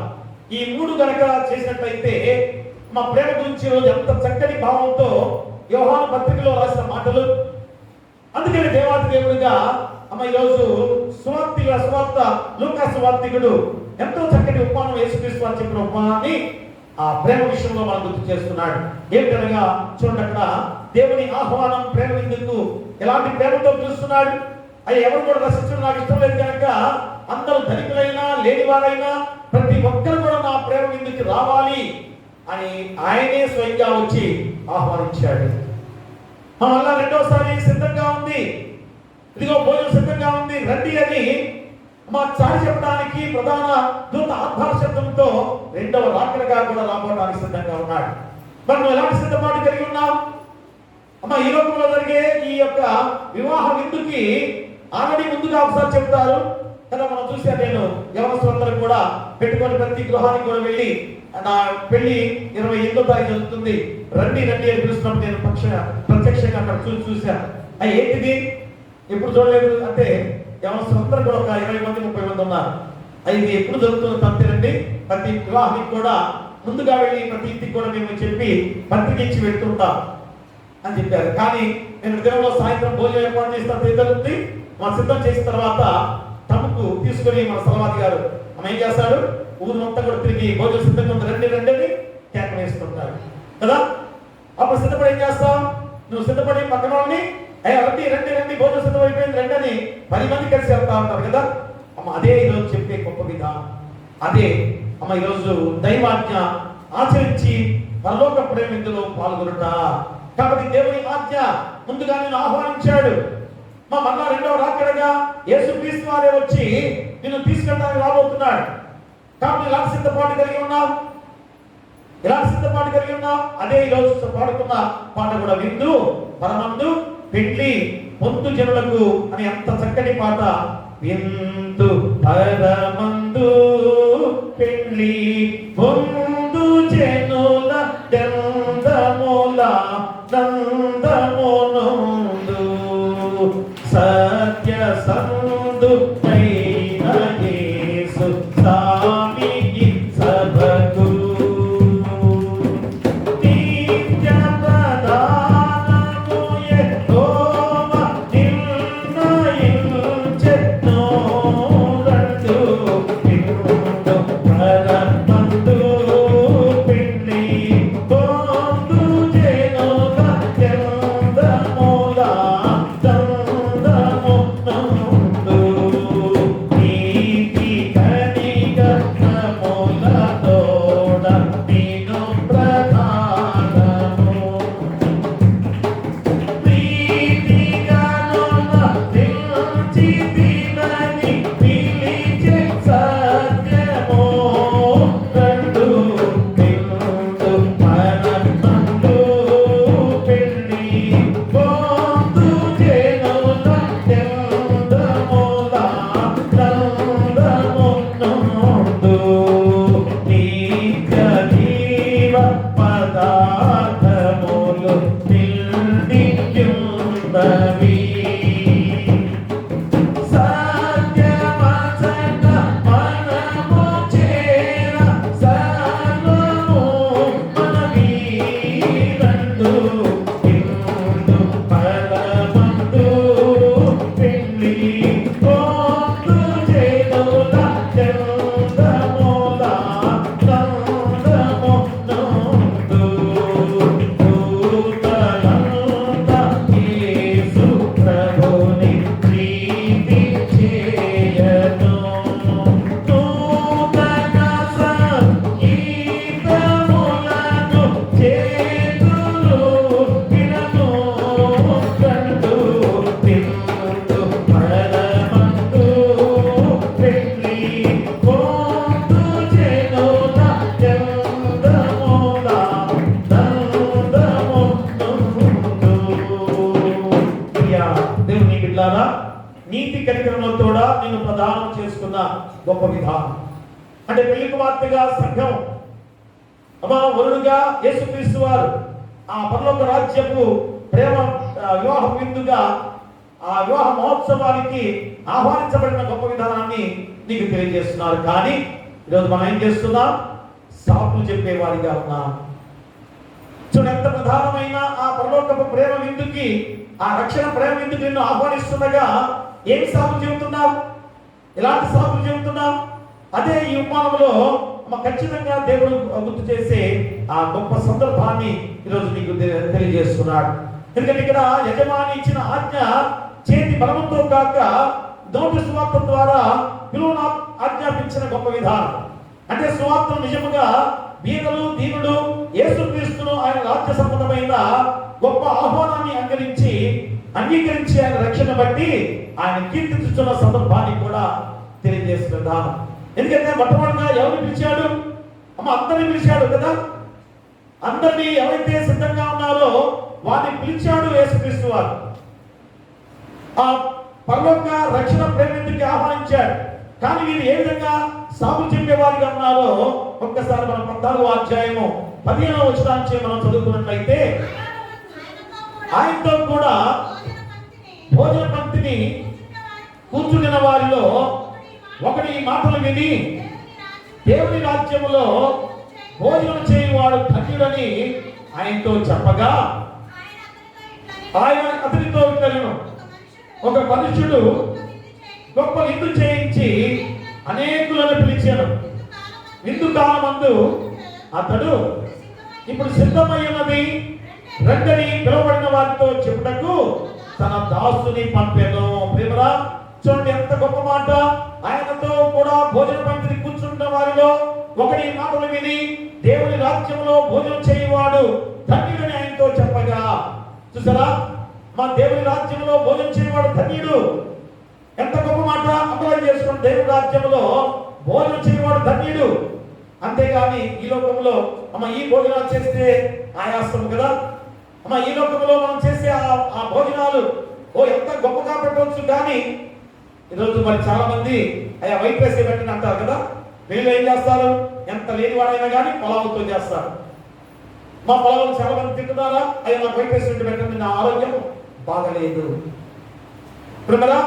కానీ దాని కొరకు మనం ఈరోజు ఆనందపడుతున్నాం, ఆశపడుతున్నాం మేము. కానీ అది ఉండవచ్చు, కానీ అది వద్దని కాదు, దేవుడు ఏర్పాటు చేసిన దానమే. కానీ అసలైన దేవుడి రాజ్యంలో నేను భోజనానికి ఆహ్వానిస్తున్నాడు. ఆ భోజనం చేయవాడు ధన్యుడని కూడా ఎంత గొప్ప మాట ఈరోజు చేయబడిన దానం. అందుకని ఆయన అతనితో ఇతరులను ఒక మనుషుడు గొప్ప విందు చేయించి అనేకులను పిలిచాడు. విందు కాలమందు అతను ఇప్పుడు సిద్ధమైనది రండని పిలువబడిన వారితో చెప్పుకు తన దాసుని పంపాను.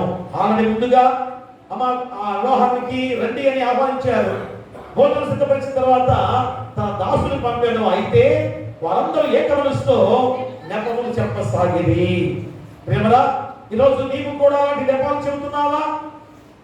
మా దేవుని రాజ్యానికి సిద్ధపడే విధానంలో ఆల్రెడీ ఇప్పుడు మనం అందరం కూడా ఈ దేవుని ఆలయానికి రావడం అర్థం ఏంటి? విశ్రాంతి దినంలో పాల్గొనడం అర్థం ఏంటి?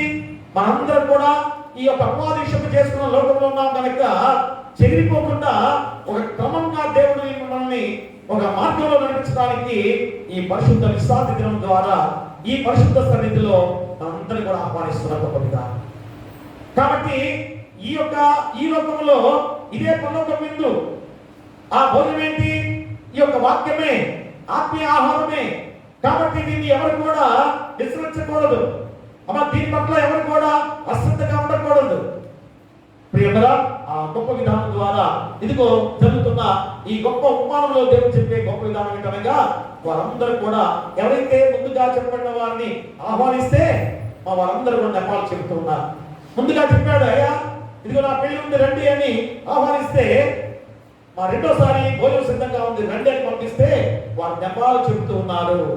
ఏం చెబుతున్నారు చూడండి, అక్కడ చెప్పండి, చదవండి. మొదటివాడు, నేను ఒక పొలం కొని ఉన్నాను, ఆవశ్యంగా వెళ్ళి దాన్ని చూడవలను, నన్ను క్షమించవలనని నిన్ను వేడుకొనుచున్నాను నేను.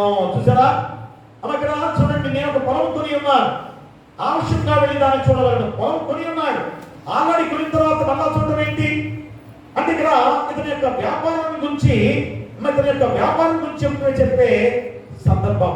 అంటే మొదటి వాడు, నేను ఒక పొలం కొని ఉన్నాను అంటే అతను లోక వ్యాపారము ఏ విధంగా ఉంది అంటే, ఆ పొలాన్ని కొన్నాడు, మళ్ళా వెళ్ళి దాన్ని చూసుకొని ఇది మళ్ళా అమ్మితే ఎంత వస్తుంది చూడండి. ఆ నెపం ఏ విధంగా చెబుతున్నాడు, ఆల్రెడీ నువ్వు పొలాన్ని కొన్నావంటే అన్ని చూసుకుంటావు కదా, చక్కగా పడిందా అని చూసుకుంటావు కదా. కాబట్టి అతను వ్యాపార జీవిత విధానంలో దేవుని రాజ్యానికి వారసుగా అయ్యే విధానాన్ని మర్చిపోతున్నాడు. అంటే ఈరోజు మనం కూడా మా లోక వ్యాపారాల ద్వారా ఈ లోక విధానంలో మనం జీవిస్తూ దేవుని యొక్క రాజ్యానికి అర్హులుగా లేకుండా పోతున్నామేమో గుర్తు చేసేదిగా. రెండోది చూడండి, 19వ వచనంలో, మరి ఒకడు, నేను 5 జతల ఎడ్లను కొని ఉన్నాను, వాటిని పరీక్షింప వెళుచున్నాను, నన్ను క్షమించవలని వేడుకొనుచున్నాను అనెను. ప్రేమరా, చూడండి, ఇతనికి ఆస్తులు ఎలా, అతని ఆసక్తి ఎలాగా ఉన్నదో రెండో వాడి గురించి మనం గుర్తు చేసే సందర్భం. 5 జతల ఎడ్లను కొన్నాడు. దేనికి? అతని ఆస్తి ఐశ్వర్యం అదంతా కూడా కదా. 5 జతల ఎడ్లంటే ఎంత గొప్ప ఆస్తి. ఆస్తులు సంపాదించే విధానంలో ఏం చేస్తున్నాడు? దేవుని రాజ్యాన్ని విస్మరించిన విధానం.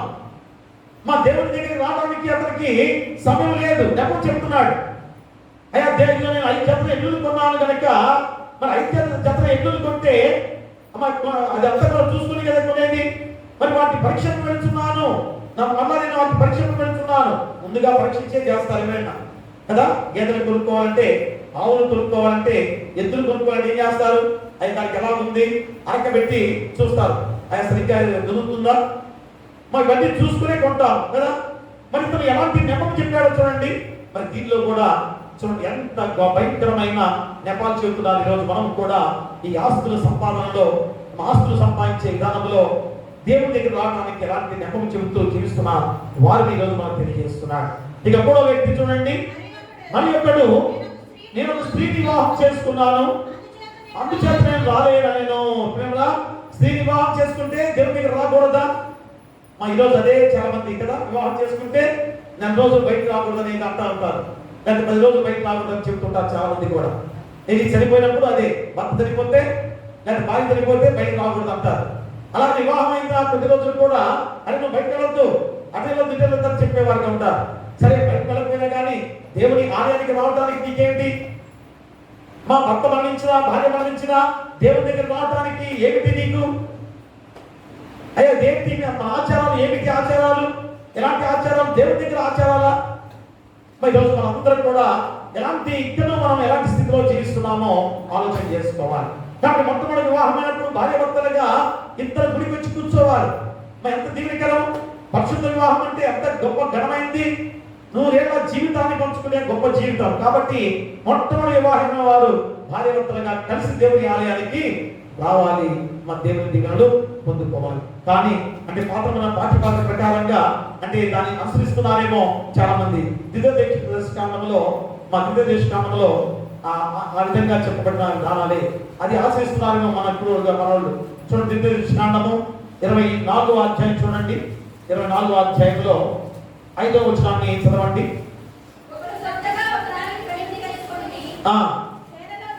ఒకడు కొత్తగా ఒక దానిని పెళ్లి చేసుకొని సేవలో చేరిపోకూడదు, అతని పైన ఏ వ్యాపార భారమును మోపకూడదు.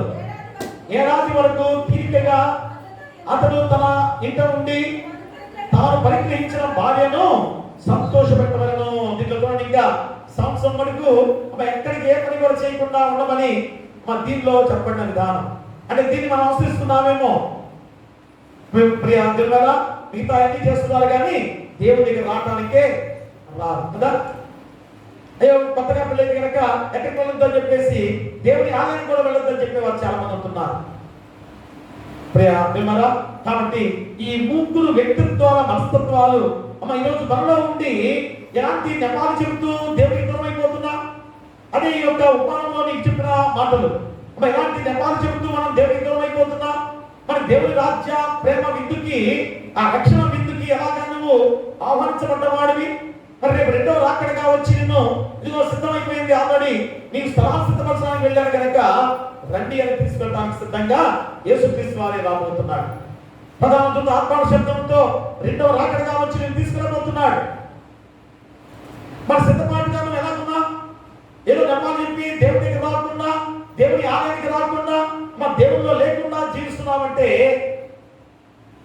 ఎలాగా? ఎందుకంటే పెళ్లి వస్త్రము ధరించకుండా ఉంటే, ఎందుకంటే చూడండి మత్తయి సువార్త 22వ అధ్యాయంలో కూడా 22వ అధ్యాయంలో కూడా 1 నుంచి 14 వచనాల్లో కూడా ఇదే ఉపమానము ఎంత చక్కగా చెప్పబడిన విధానంలో మత్తయి సువార్త 22వ అధ్యాయంలో 11వ వచనం చదవండి. తర్వాత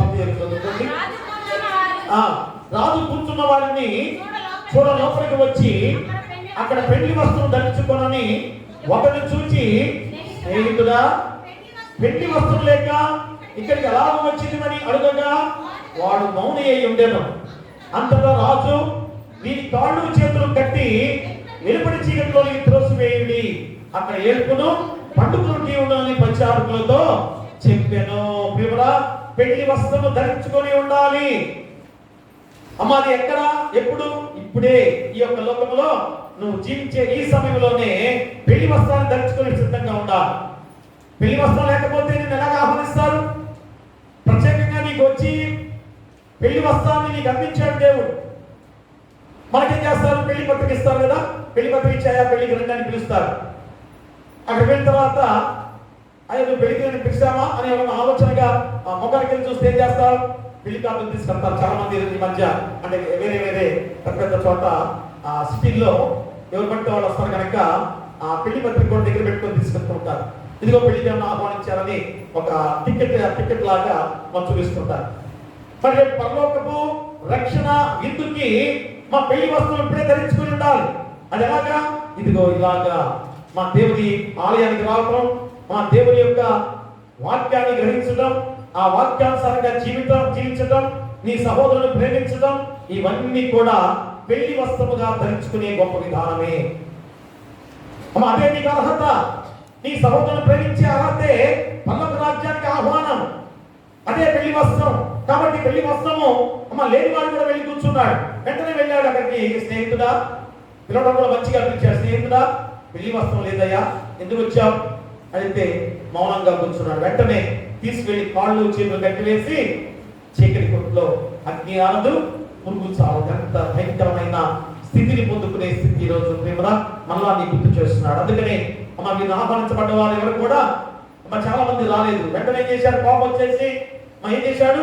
ఇదిగో పేదవారిని, గుడ్డి వారిని, కుంటి వారిని, అందరినీ కూడా అన్యులుగా ఉన్న వారిని ఆహ్వానించి వారిని తీసుకురండి.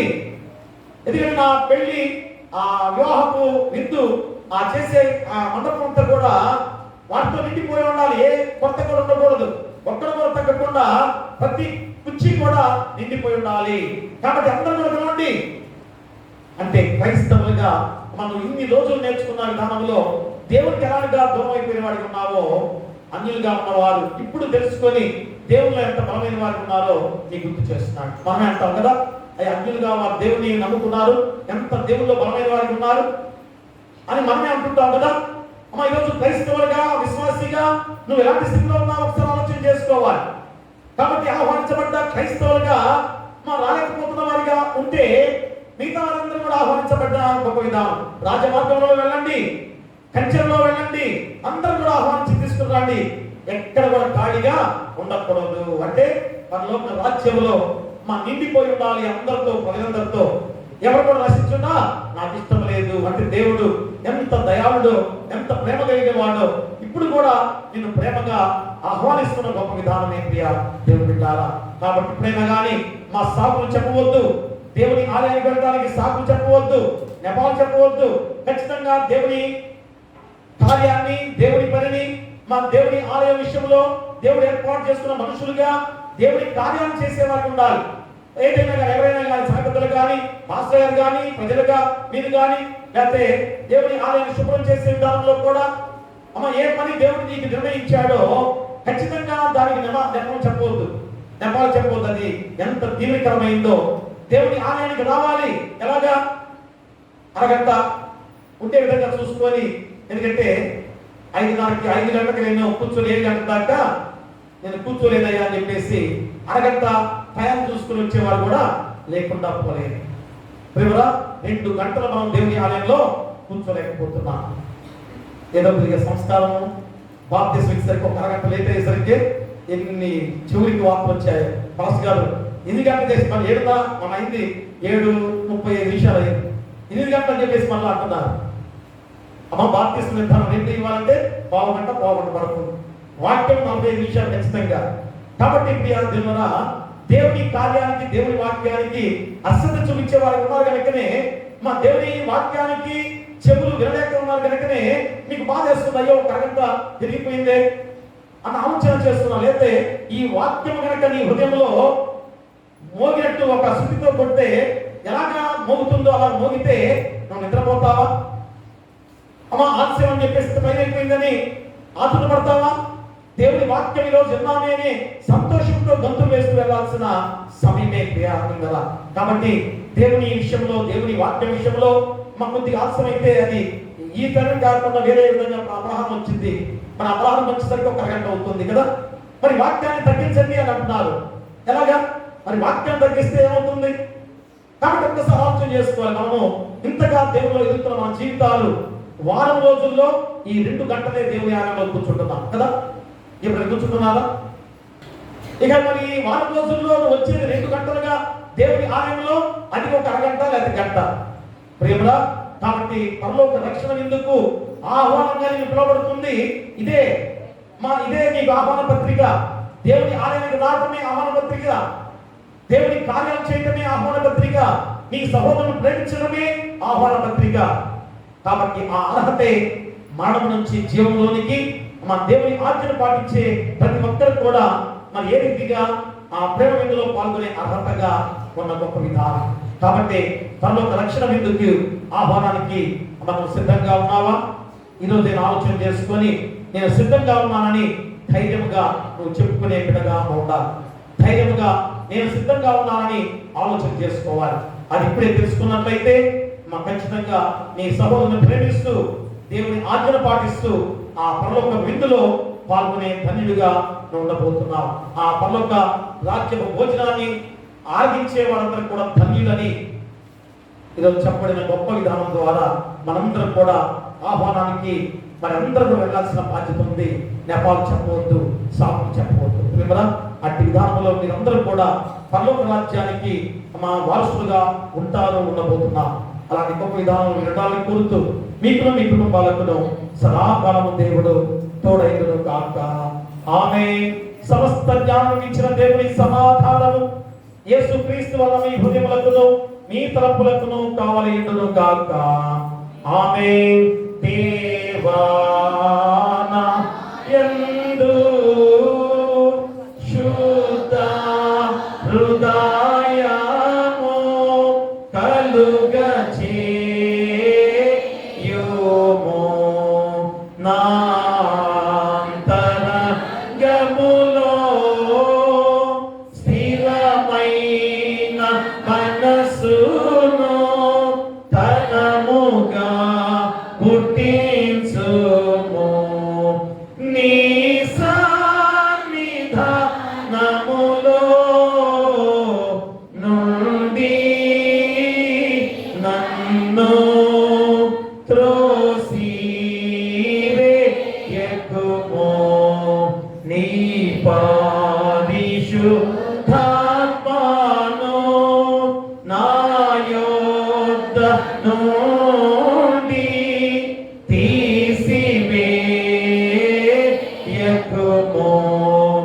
నీ రక్షణ నందము నాకు మరలా పుట్టించుము. సమ్మతి కల మనసు కాలుగా చేసి నన్ను దృఢపరచుము. దయచేసి కూర్చోండి. కృతజ్ఞత కానుక ముప్పడి కానుక తెచ్చారంటే ముందుకు వచ్చి దేవుని ఆశీస్సులు నీకిచ్చు అర్పణలు నీవే మాకిచ్చితివి. మాకున్న సకలాస్తులు మాకున్న సకలాస్తులు మా ప్రభువా ఎవి నీవే కదా. నీకిచ్చు అర్పణలు నీవిప్పుడు గైకొనుమా. ఆమేన్. ప్రార్థిద్దాము. సకల ఆశీర్వాదాలకు కారణభూతులమైన మా పరలోకపు తండ్రి, మహాపరిశుద్ధుడా, మా ప్రియ పరలోకపు తండ్రి, పరమండలమందు ఆశీర్వాదిగా ఉన్న గొప్ప దేవా, మీకే వేలాది స్తుతులు స్తోత్రాలు. అయా గడిచిన విశ్రాంతి దినం నుంచి ఈ విశ్రాంతి దినంలో మమ్మల్ని కాచి కాపాడి మీ రెక్కలలో భద్రపరిచినందుకు కూడా మీకే వేలాది స్తుతులు స్తోత్రాలు. ఇదిగోనైనా మనకు గొప్ప సమయముగా తెచ్చిన తర్వాత ఈ రెండవ ఆదివారంలో మీ దివ్యమైన లేఖన భాగాల ద్వారా ఆయా పత్రిక పాఠ్య భాగంలో ప్రేమ యొక్క అర్థాన్ని, ప్రేమ యొక్క విశాలతను ఆయా గుర్తు చేసి అయా మేమందరం కూడా సహోదర ప్రేమతో ఆయా జీవించే ప్రతి వారు కూడా జీవంతో ఉన్నవారే, లేకపోతే ప్రేమ లేని వారు మరణంతో ఉన్నవారు అయినా ఎంత కళాఖండిగా ఖచ్చితంగా హెచ్చరికతో కూడిన వాక్యాన్ని ఆయా యోహాను భక్తుల ద్వారా మొదటి పత్రికలో మాకు గుర్తు చేసిన సందర్భం. అలాగనే స్వార్థ పాఠ్య భాగంలో అంత గొప్ప విధానం ద్వారా రక్షణ విందుకు ఆహ్వానించబడ్డ వారిగా మేము ఉండగా ఇప్పుడు సిద్ధపరచబడింది రండి అని చివరిగా పిలుస్తున్న పిలుపుకు మేము ఎలాగా సాకులు చెప్పే వారిగా ఉన్నామో ఆయన ఈరోజు వాక్యం ద్వారా శ్రమించిన గొప్ప ఉపమానం గుర్తు చేస్తున్నారు. కాబట్టి ఈరోజు ఈ రెండు పాఠ్య భాగాల ద్వారా చక్కటి అంశంతో ఈరోజు వాక్యాన్ని మాకు సిద్ధపరిచిన దేవాది దేవుడు. ఎందుకనగా పరలోక రక్షణ విందుకు ఆహ్వానమని, ఆయా పరలోక రక్షణ విందుకు ఆహ్వానమని ఆయా వాక్య అంశం ద్వారా తెలియజేస్తున్నారు. మరి దానికి ఆహ్వానించబడ్డ వారందరూ కూడా ఎలా ఉండాలి? సహోదరులను ప్రేమించి మరణంలోంచి జీవంలోకి వెళ్ళే వారిగా ఉంటే ఆయా ఆహ్వానించబడ్డ వారమే. అలాగే దైవాజ్ఞను ఆయా పాటిస్తూ ఆచరిస్తూ ఆయా మేమందరూ నా ప్రేమిందుకు ఆహ్వానించబడ్డ వారమే.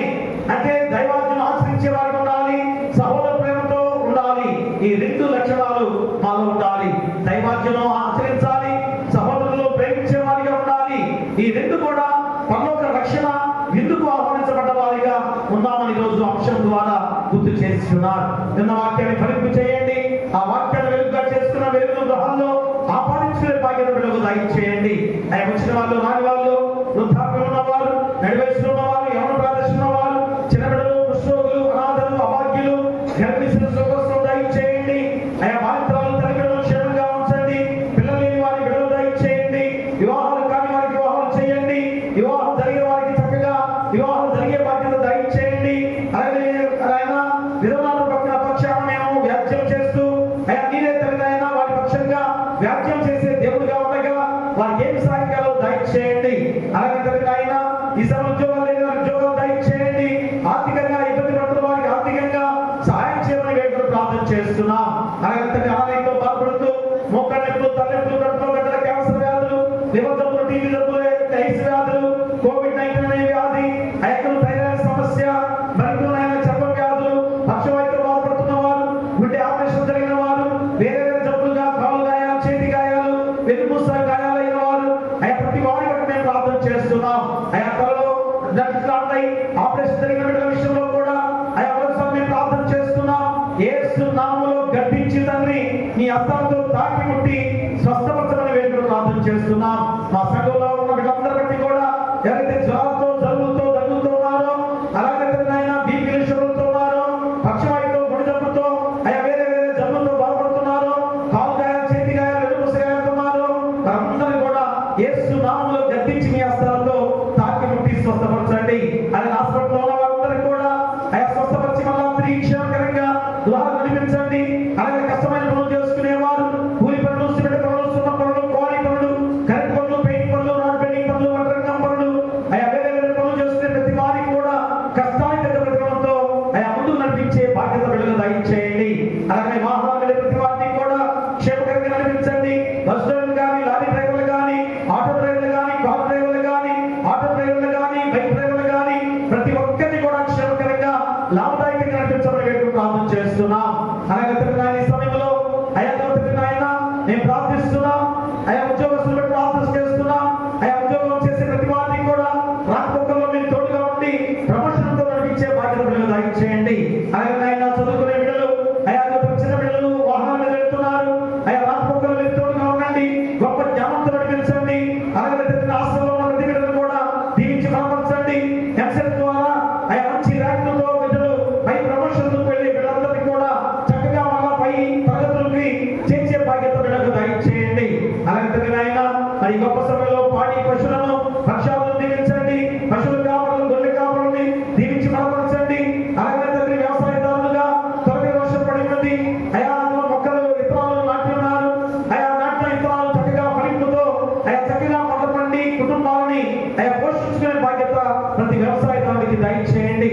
అతివృష్టి, అనావృష్టి జరగకుండా చక్కటి సమపాతమైన వర్షపాతం చేత చక్కటి పంటలు పండి కుటుంబాన్ని పోషించుకునే బాధ్యత బిడ్డలు దయచేయండి. అలాగే వ్యాపారస్తులు వ్యాపారాలలో లాభదాయకంగా నడిపించి వారి కుటుంబాన్ని పోషించుకునే బాధ్యత ప్రతి వ్యాపారస్తులు, చిన్న వ్యాపారస్తులైనా పెద్ద వ్యాపారస్తులైనా దీవించి బలపరచమని వేడుకలు ప్రార్థన చేస్తున్నాం. అలాగే సేవకులుగా డాక్టర్లు, నర్సులు, ఆశా వర్కర్లు, వాలంటీర్లు, పోలీసు వారు, ఎంఆర్ఓ, విఆర్ఓ, విఆర్ఏలు, పంచాయతీ సెక్రటరీలు, పారిశుద్ధ పనులు చేసేవారు, ఎండిఓ, రాష్ట్రపతులు, ప్రధానమంత్రులు, ముఖ్యమంత్రులు, మంత్రులు, ఎమ్మెల్యేలు, గ్రామ సర్పంచ్, ఎంపీటీసీ, జెడ్పీటీసీ వారు, అంగన్వాడీ, సచివాలయ ఉద్యోగస్తులు, వేరే వేరే ఉద్యోగాలు చేసే ప్రతి వారిని కూడా చేసే ఉద్యోగాలు ప్రజల క్షేమాన్ని కోరుతూ చేసే ఉద్యోగస్తులుగా ఉన్నారు. ఏ లంచం తీసుకోకుండా, ఎలాంటి గొడవలు లేకుండా చక్కగా వారు పరిపాలించే విధానంలో కానీ, సమాధానంగా నడిపించుకునే విధానంలో ప్రతి ఒక్కరిని ముందు నడిపించే బాధ్యతగా ఉంటే మీ ద్వారా వారు తిరిగి ప్రతిఫలం పొందుకునే బాధ్యత అయిపోతున్నారు. అట్టి కృప వారికి దయచేయండి. అలాగే తండ్రి నాయన మరి ఈ సమయంలో మా ఏఎస్సీ సంఘం విషయంలో మేము ప్రార్థన చేస్తున్నాం. అయ్యా స్పెషల్ ఆఫీసర్ గా ఉండగా అయ్యా చక్కటి న్యాయంతో ఎలక్షన్ జరగబోతుండగా మీ పరిశుద్ధాత్మ శక్తిని కుమ్మరించండి. ఇంత గొప్ప ఏఎస్సీ సంఘము మరణ పూర్వ వైపు నడిపించబడటానికి సిద్ధంగా ఉండగా మీ పరిశుద్ధాత్మ శక్తిని కుమ్మరించండి. అలాగే నాయన ఈ గొప్ప సమయంలో అయ్యా ఒకసారి ప్రతి ఒక్క అయ్యా సంఘాన్ని బట్టి ప్రార్థన చేస్తున్నాం. అయ్యా నాయన పాస్టర్ గారు ఈ యొక్క విశ్రాంతి దినం రోజు ఎంతో ప్రయాణం ద్వారా చక్కటి ఆరాధనలో పాల్గొనే విధానంలో ఉండగా ప్రతి పాస్టర్ గారిని వారి సంఘాలను దీవించి బలపరచబడేట్టు ప్రార్థన చేస్తున్నాం. అలాగే నాయన ఈ సమయంలో అయ్యా మా సంఘాన్ని డెలిగేట్ గారిని సంఘ పెద్దలను కుల పెద్దలను సమాజాన్ని దీవించి సంఘానికును అయ్యా ఎంతో గొప్ప స్థితిలో నడిపించే విధానంలో వారికి ఇచ్చిన గొప్ప కార్యముగా అయ్యా గొప్ప ఆధిక్యతను వారికి అనుగ్రహించారు. ఇంత గొప్ప సంఘాన్ని అయ్యా వారికి కథలుగా అయ్యా ఏర్పాటు చేశారంటే ఎంత దీవెనకరము. కాబట్టి దేవుని పని దేవుని కార్యము చేసే ప్రతి వారు కూడా ఎంత దీవెన పొందుకుంటారో మీరు గుర్తు చేశారు తండ్రి. అయ్యా కాబట్టి మా సంఘాన్ని కూడా అయ్యా మంచి గొప్ప స్థాయిలో ఉండడానికి అయ్యా మా సంఘ పెద్దలను డెలిగేట్ గారిని పిసిసి వారిని అలాగే తగిన కుల పెద్దలను సమాధిని ఐక్యంలో ముందు నడిచే బాధ్యత వీళ్ళను దయచేయండి.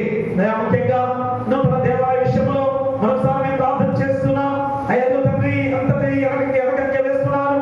అయ్యా ఎనక పడుతున్న తండ్రి అయ్యా ఒక్క రోజు గడుస్తుందంటే అయ్యా మా జీవితాలు దేవుళ్ళు ఎంత వెలువడిపోతున్నామో అయ్యా మరోసారి గుర్తు చేసుకోవాలి. అయ్యా ఇమీడియట్ గా త్వరగా అయ్యా నూతన దేవాలయ నిర్మాణ విషయంలో చక్కటి సమాధానకరంగా మాట్లాడుకోవడానికి అయ్యా సిద్ధపరిచే బాధ్యత వీళ్ళకు దయచేయండి. అయ్యా కార్యం వెనకంటే వేసి మా పనులు మా సొంత పనులు చేసుకుంటే అయ్యా లాభదాయకమా, అయ్యా అది విజయమేనా జయమేనా? కాబట్టి దేవుని పని ముందు చేసుకోవాలి. అయ్యా అది గుర్తు పెట్టుకొని అయ్యా ప్రజలందరూ కూడా నడిపించే బాధ్యత దయచేయమని వీళ్ళు ప్రార్థన చేస్తున్నాం.